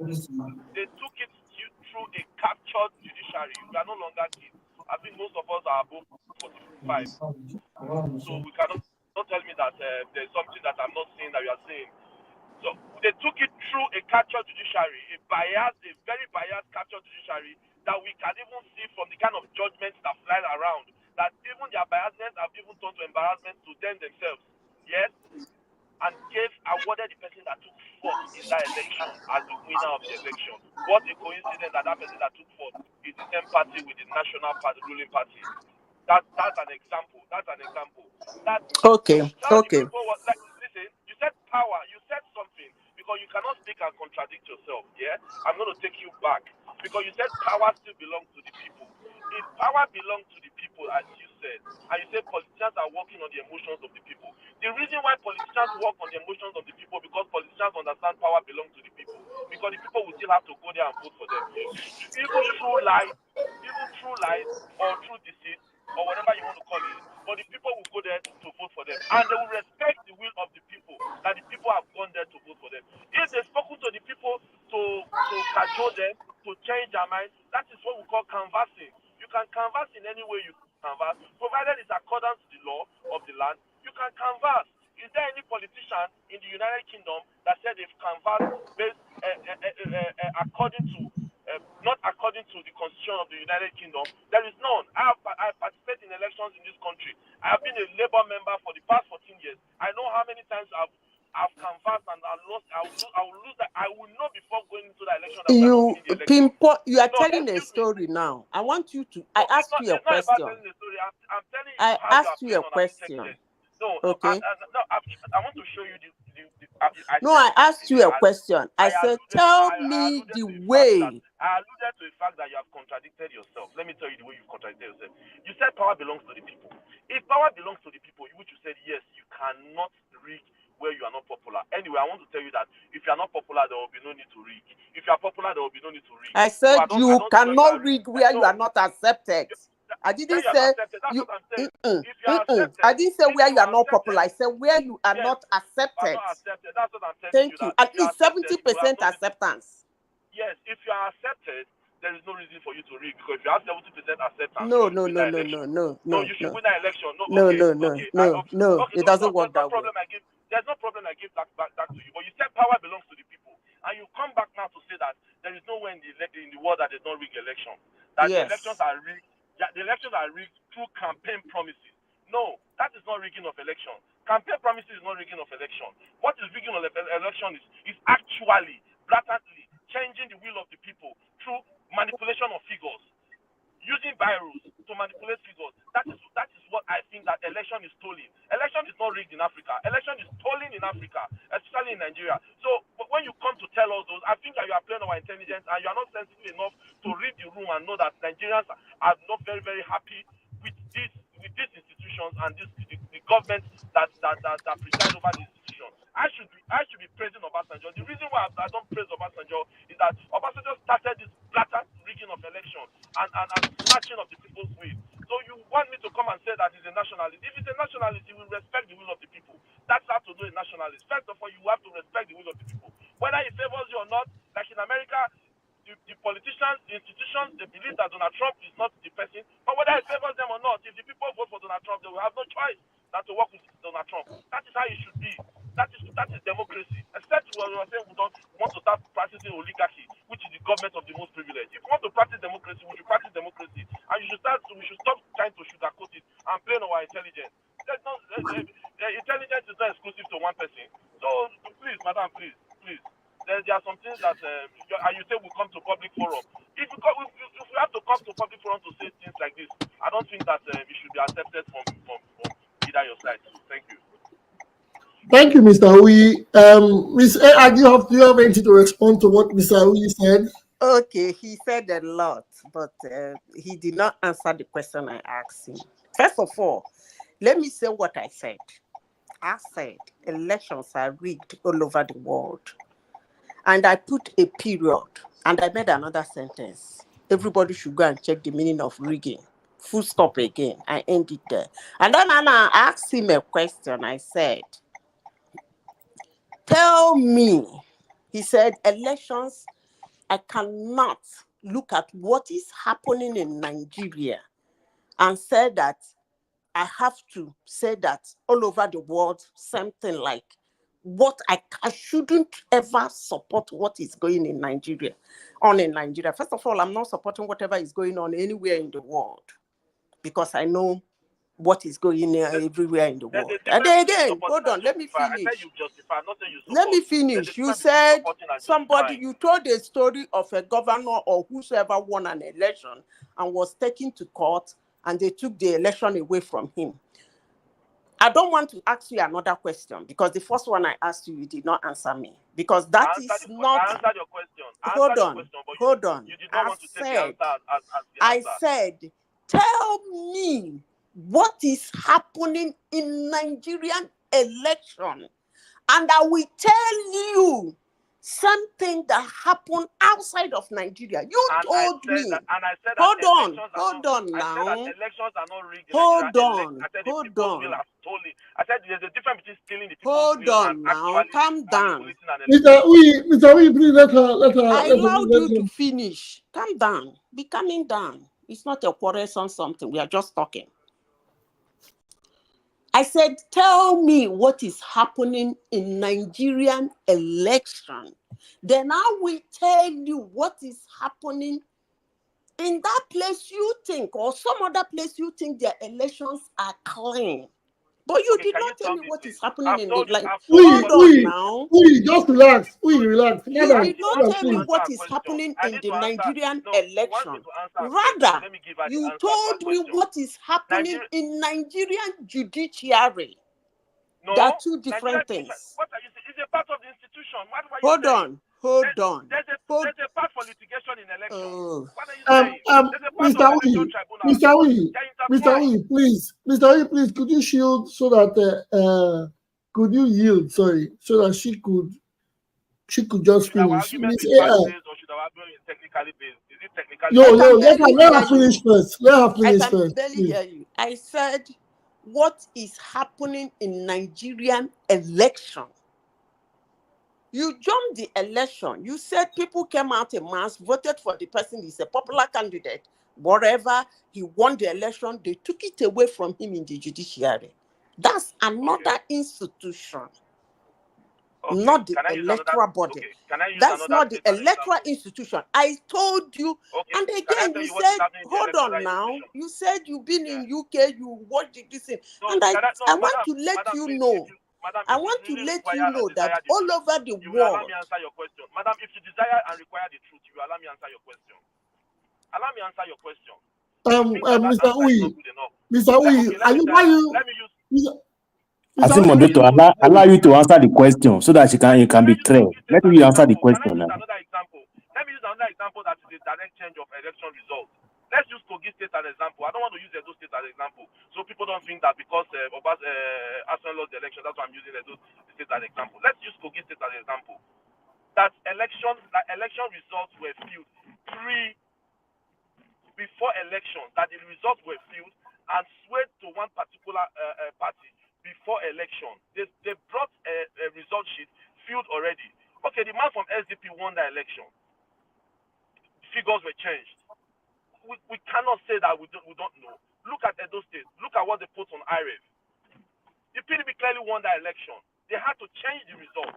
Is that the judiciary changing that result? Is it not INEC? Is the INEC the institution that is starting with the responsibility of conducting that election? So what do you want me to? How do you want us to explain again that election are stolen in Nigeria? Elections are stolen in Nigeria. I don't understand how you want me to answer your question. Okay. Okay, but you have answered. Thank you very much for answering. Mr. AI, please make it brief. You interjected me because I said elections are being rigged all over the world, and that I said that the meaning of rigging, and I said that, tell me what happens in Nigeria. You think it doesn't happen in those places you think their elections are free. You've told me that somebody... Madam, police don't snatch ballot box overseas. Okay. Let me tell you what, say when I want to talk my own, I go mention state, mention city, so that it will enable you to go and make your verification. In the country called the United States, there is a state called the state of Illinois, and there is a city called Chicago. First of all, in that country, they do what they call mailing-in ballot. That mailing-in ballot, when they count it, there is nothing like signature verification or complete verification. So early mailing-in can come in. That's by the way. But let me say the ones I can prove, because this is a global platform. In the city of Chicago, you can sit at home. You are talking about police snatching ballot box. Let me tell you the worse than police can, because at least in Nigeria, police snatch ballot box. You know that police have snatched the ballot box. That is wrong. And that election might be cancelled if the body knows what they are doing. But let me tell you, in this city, you sit at home, you call for mailing ballot, they send to you. After some time, you tell them that you don't know where you kept it. You call for another one, they gave it to you. You can call as many as you want. And on the election day, you can still walk in and vote. Madam, that's a lie. No, that's not saying it's a lie. Okay, sorry. I'll dispute that. Let's allow her speak. Okay, I lied in a global platform. No, madam, yes, you are saying what you It's okay. You're giving us your information. The only thing I will say is that proceed. if you live in the city called Chicago, ask whether you can order mailing-in ballot with the excuse. Hold on. I don't like when I say something, somebody doesn't make. Hold on, let me finish. I really don't like it when people call me a liar. Because sorry, okay, madam, I'm sorry for saying that. I'm sorry. No. Let me apologize for that. Can I finish first? Let me apologize. I don't need your apology. I just want to tell you that I don't like it, but that's okay. Go ahead. I don't need your apology. You can say anything you want to say, but I want to emphasize that I didn't like it, but I don't really need an apology. But I said let me apologize. I say you don't. No, I don't need it. Don't worry about it. I'm sorry. I'm sorry for it. No hard feelings. Don't worry. Don't worry. I've made my point. No hard feelings. Okay. No hard feelings. Honestly, sincerely speaking. Sincerely, genuinely, no hard feelings. Yeah, but just accept my apology. Of course, but I don't. It doesn't mean anything. Okay, thank you. I know you don't mean it, but just accept it. See. If I say something again, you think it's too ambiguous and too broad for you to believe. Please make investigation. I'm calling Chicago because my family is there. I can as well call another town. It's a global platform. That's what they do. That's why they call it in the United States, Chicago-style politics. Go and read about Chicago-style politics in the United States, and you will see what is called massive rigging. But one thing about them is different from what is happening in Nigeria. The difference is in the deliverables. They deliver. But in Nigeria, they rig themselves into the position, they don't deliver. I think that's what Nigerians should be worried about. No, madam, not on who gets in there, but who delivers. The voters fraud in the United Kingdom. Huh? The way they rig election in the United Kingdom, that's what I'm worried about. I want you to tell me. The way they... Yes, because you can only talk about where you hello? Hello? Yes, hi. Hello? Hello? It is so unfortunate and very unfortunate, sincerely and genuinely unfortunate, that you live in the United Kingdom. Yes. And you still don't know how they rig election. You want me We don't know. That's what you wanted to tell us now. We don't know. I have told you the one where I live. So tell us the where you live, how they rig. Is that the only topic you have? I wanted to say more things, but this guy is black people are funny. So you live in the United Kingdom, you don't know how they rig election. We don't know. You let us know now. Madam, tell him now. He said you tell him. Tell him. It's Tell so him. unfortunate. But I'm also interested to know. Let me tell you something. You guys are very fond of this.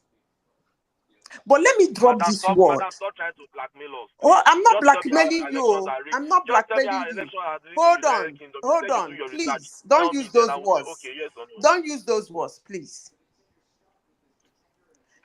I asked you a question. Tell me what happens in Nigeria, and I will tell you what happens probably in the places you think is the same.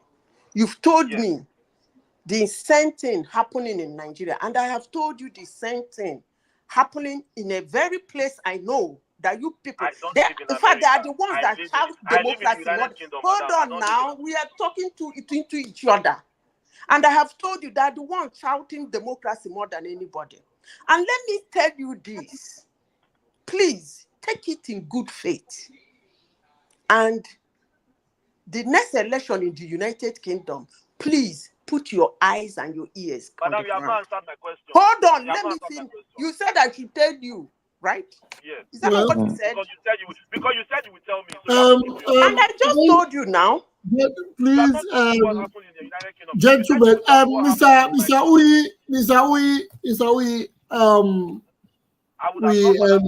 AI, yes, I know it's okay. We cannot, Madam is not an investigator that will know about all the. That means you rigging. Yeah, but moderator. Sometimes I would like to protect. I would like to defend her here, because even though we know there are malpractices, I can say it too. I can say madam, it's okay. Madam, it's okay. I can say it, but I will not say it. I want you to find out. No. Hold on. Moderator, hold on, please. Hold on a second. Can you give me a second? You see what I just said about Chicago? You people heard me say it here. With a bold chest, with authority, I observed it. And I can say it because I live in that city. My family is there. I stayed there and I observed it. In Manchester, I have lived there. I have observed something. But I want to tell you something. If you live in the United Kingdom and you've not observed the way they rig their election, I am sending you back, because black people are fond of not monitoring their environment. Madam, I monitor it. Please, it does not happen. Monitor it. No, it does not happen. They use identity to vote. No, I rest my case. It does not happen. It does not happen in UK. Thank you very much. Yes, it is for or against. We are going. I don't know how we. I actually don't know how we got. I don't know how we got into international election. People voting in the US and voting in the UK compared to the slashing. You can say that vote by emotion, but not by ringing. Emotion. I can understand that. Everybody. Mr. Uyi. Mr. Oyi, it is. We don't have to go further. It is not. Yes, probably first of all, definition of rigging has to be put in place. Then we have to know. I told you that elections are not rigged in Africa. Elections are stolen. You know when you are changing make final una go figure. pull out the meaning of rigging. Yeah, well, See, rigging comes with should it be fact-based or technicality? Using technicality. Rigging in politics is different. It's manipulating. It's manipulating in all ways to disenfranchise it's like it's cheating in politics. It's not cheating, changing of the final result. No, cheating. Yeah, cheating is cheating has a cheat is a cheat, depends on the level. Yes, but going back on the Chicago theory, well, there's a word like that they say use, or they say saying that they say this Chicago style politics is a phrase that they use to refer. Yeah, but if you want to talk about Chicago corruption, it's about corrupt politics, not about election rigging. Yes, it's about corruption. If you want to talk about governors going to jail in political practices in the state of Illinois. I repeat myself again. Madam, there's no way I said Chicago style politics. Even if you order a mail-in ballot and you still work in an election, madam, wait now. Chicago style politics. Yeah, but you know what? I didn't say double voting twice and everything you are talking about. I said politics. How do those people win? And what do they do? No, madam. Let me finish now. No, madam, you are finished. I ended up my statement by saying the difference between them and Nigerian politicians. I don't know why when I talk, people don't listen to me. I said the difference between them and Nigerian politicians is that when they get in there, they seem to deliver. But Nigerian politicians, even with their stealing of money and everything, they still seem to deliver. But Nigerian politicians, when they get in there, they continue their drama to the end. Because election don't count. Because that's what I said here, and nobody had that one. Madam, does this not explain the reason why I said are you trying to justify the election process in Nigeria? I didn't say you are. I did not say you are supporting. Do people rig election because they want? What you are just saying is indirectly justifying. What is politics in the first place? Hold on. What is politics? No, we need to clear that part because No. Mr. Oyi, calm down. Mr. Oyi, calm down. Let's get this detail. Am I trying to justify bad elections in politics in Nigeria, right? Is that not your question? No, let's put it this way. Am I trying to justify what is going on in Nigeria? Is that not your question? No, I said your statement justifies what is going on in Nigeria. It's not you are trying. It's a direct justification of what is going on in Nigeria. That's why that is how. Please. I want to say. Can I clarify it before you people run home with it? Okay. Madam, you're too funny. Go ahead. Clarify it. We are done with it already. Huh? Go ahead. Good. If you people go back to listen to all we have been saying today, I believe some of you will understand me. I am not trying to justify, or my tone is trying to support what the heck is going on in my country. Never. I will never be a party to that kind of a thing. Anywhere in the world, anyway. But one thing you will understand in life is that before you go into something, you should be able, or before you discuss about something, you'll be able to understand under which structure and under which principle that thing is built. If you are being able to understand on the structure and principle under which polity and politicians are being built, you will not be differentiating them. That's all I want to say. Please, everybody should get me right.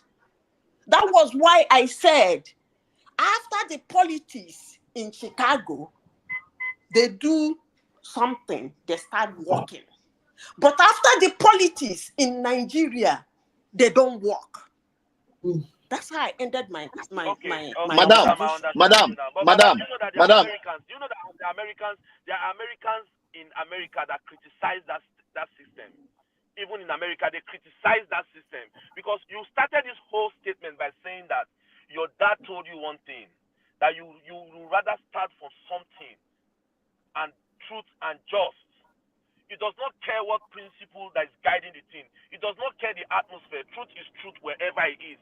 It does not care how you try to garnish it or what you try to say. You need to understand. Okay, when something is a lie, a lie, because I speak the truth, I will say it's true. What the heck are you talking about? No, madam. Are you telling me that if a structure is a lie, I will say because I speak the truth, that structure must be true. No, madam, when something is not just, it's not just. You cannot beat the man that complains about a bad election you cannot beat that man with the justification of that it happens everywhere in the world. No. Okay. Mr. Oyi, thank you for all the information you have given to us. You are now getting to confuse us because you are going back and forth on the rigging in this, rigging in that. Human beings are the people that involved in rigging, not computers, not papers, not ballot boxes. Human beings involved in rigging. Any system can be rigged. Even a computer can be tampered with. But it is only blasphemous to compare Nigerian rigging. In next series. Bye. I got to do something. Bye bye. Okay. Thank you, madam. Thank you for coming. Bye, yes. Bye. You cannot compare Nigerian rigging and any rigging anywhere because madam talked about ballot, people asking for ballot papers for multiple times. Those are individuals. In Nigeria, the government and when they are going through that system, they throw those papers, they throw those ones out. Yeah, because there are cases here. Even when she talks about Illinois, there are cases on the internet that has cases that they have information of people who have rigged multiple times. They have their names here. There's ballot petition. They didn't count. There's false registration. They have ineligible voting. These things are not hidden. They are here for anybody to see. And these are not government perpetrated issues or crime. They are individual. If she has said that they disenfranchise areas, it's a system. Yes, it's a system. And it takes human beings to do it. Yes. In Nigeria, you have the institution itself. Police. So the institution, that's INEC itself supporting a party helping a party to give an election. That is why when people try to spell draw different pictures. Look at the example of the United Kingdom. I know we're not. Let us not. It is blasphemous. Sorry, no disrespect. There was one election us with those systems. Please, those people have lights. Those people don't kill one day to vote. They vote over a period of time. They use not only that. In Nigeria, you see somebody coming out to a party chairman will say, "I helped rig elections. I helped." I put him there. We supported him, and he will be proud of it. He'll be proud of it. We should not. It's not even that. Can they make policies that will affect their chances of winning elections? Okay. Make I talk my who you don't do. If you did best election not good for Nigeria, how many times you don't best Apasaki ring 18 local government? Why John Bosco shouting and Joe shouting? They are all thieves. Why this not Obaseki matter the sweet you pass? No, it's a system. It's a system. Whether it's Obaseki, whether it's Kaduna, whether it's Abuja, it is the government in power. Everybody that is in power is doing it. So that we are talking about the one we involve. I'm not involved for the local government election. I'm involved for this government election. I need to talk about it. All of them. Hold on. Everything is fair and fair. You don't condemn one side and leave one side because you feel that you have more information on one side than the other side. Election from will you hold on? I beg. You want to condemn election from councillors even to secretarial election. Condemn in total. Don't just stick to one side like, oh, Nigerian institution is rigging the election, and the other side is the people. People are institution. Institution without people, it will not function. A rogo is a rogo, from the So, councillor what's the to the difference top between what we are chief. saying, Oh, what you we are hold on saying and what now. you just said? Hold on. Please, if you want to John Bosco, if you want to condemn election, condemn in total. Nobody is free, from Obasanjo to Tinubu to your governor to the one now coming, are all thieves. We should drop the sentiment and emotion about ballot snatching or election manipulation in Nigeria. If we're not ready, then we should forget about it. Thank you. Host, I yield the floor. Yeah, thank you, Opa reporters. For your, I don't know how we go to election. We go to election, and they have reduced ministers' vehicles and their aids. Well, we have come to the end of the program. We have done 2 hours, 25 minutes. I don't know how we got to the Chicago election and how we got to the UK ballot system, but it is what it is.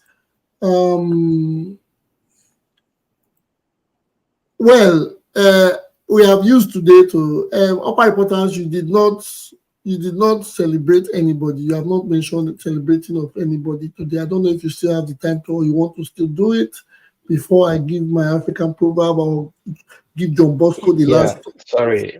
Okay. I celebrate my wife, because last week was her birthday. I celebrate my daughter, my first daughter today. Last time. Is your today. Is her birthday. Yeah. Oh, happy birthday, princess. Happy birthday. Let's clap for the happy birthday. Happy birthday. Yes. The queen and the princess. Yes. The Thank queen of the you. castle and the princess. If I see you, you better come to Japan. Now you ask our stay now. Let me ask our stay if I come. See your head. Then I celebrate my second daughter last week, October 19 was her birthday. 3 birthdays in a row. Happy birthday to all of them. Happy birthday, long life and prosperity. Then I celebrate my dad and my mom for bringing me to this world. And I celebrate my panelists that have been with me here from the beginning until today, John Bosco, E.G. My host, I celebrate you for being a great, very great host, supporting the platform. And Joe, I celebrate you too. The only Edo Central man still standing on this platform. Odiana said, don't cover. We catch Odiana said. But to celebrate Odiana said. I celebrate Oye, and I celebrate the rest people. I'm not sure their name because they are great panelists. Altogether, we celebrate our reporters has come to stay. There's difficult times. There's going to be a good time too. More election ahead, and the upper reporter is here to celebrate them when they get their victory. Thank you, my host. Let me yield the floor, and I celebrate myself too. Thank you very much, Upper reporters. I appreciate it. Thank you for appreciating yourself. Okay, let's John Bosco. I will not let you out of this without celebrate somebody. Celebrate. Go ahead. Give us your celebratory remarks on any Nigerian anywhere in the world. I celebrate everybody in the house. I celebrate you. I celebrate Uyi. I celebrate myself. I celebrate upper reporters. I celebrate even those who don't like me on this platform, and the ones that like me. I celebrate everybody. That God should keep us alive, keep us going, and keep the show going. You know, it's not an easy life. It's not easy, but God has been faithful to us all. You know, and the show has been good. I celebrate everybody in the house. Thank you. Thank you very much. Yes, as it is today, the African proverb is celebration is key of life. Celebration is part of life. It is only proper life after celebration of life. Celebration is a part of life. It's a key in life. No matter what you go through, no matter what rigors or how stressed or the hardship, take out time, appreciate, celebrate. Always find something to appreciate, always find something to congratulate, or someone, and always have something to celebrate. I thank you all for coming to the show. Thank everybody on the social media platform, everybody listening on every platform. I celebrate you guys, and thank you for taking out your time to come listen to what we have to say about Nigerians born abroad. And to everybody in the studio, we say you are blessed. Thank you. We shut down for now, and we hope to see you guys on Monday for another episode. Go well, drink responsibly, party easy, and enjoy your weekend. In T-Pain's voice. See you on Monday. Bye, guys. Thank you. Bye. Thank you. Thank you. Thank you very much.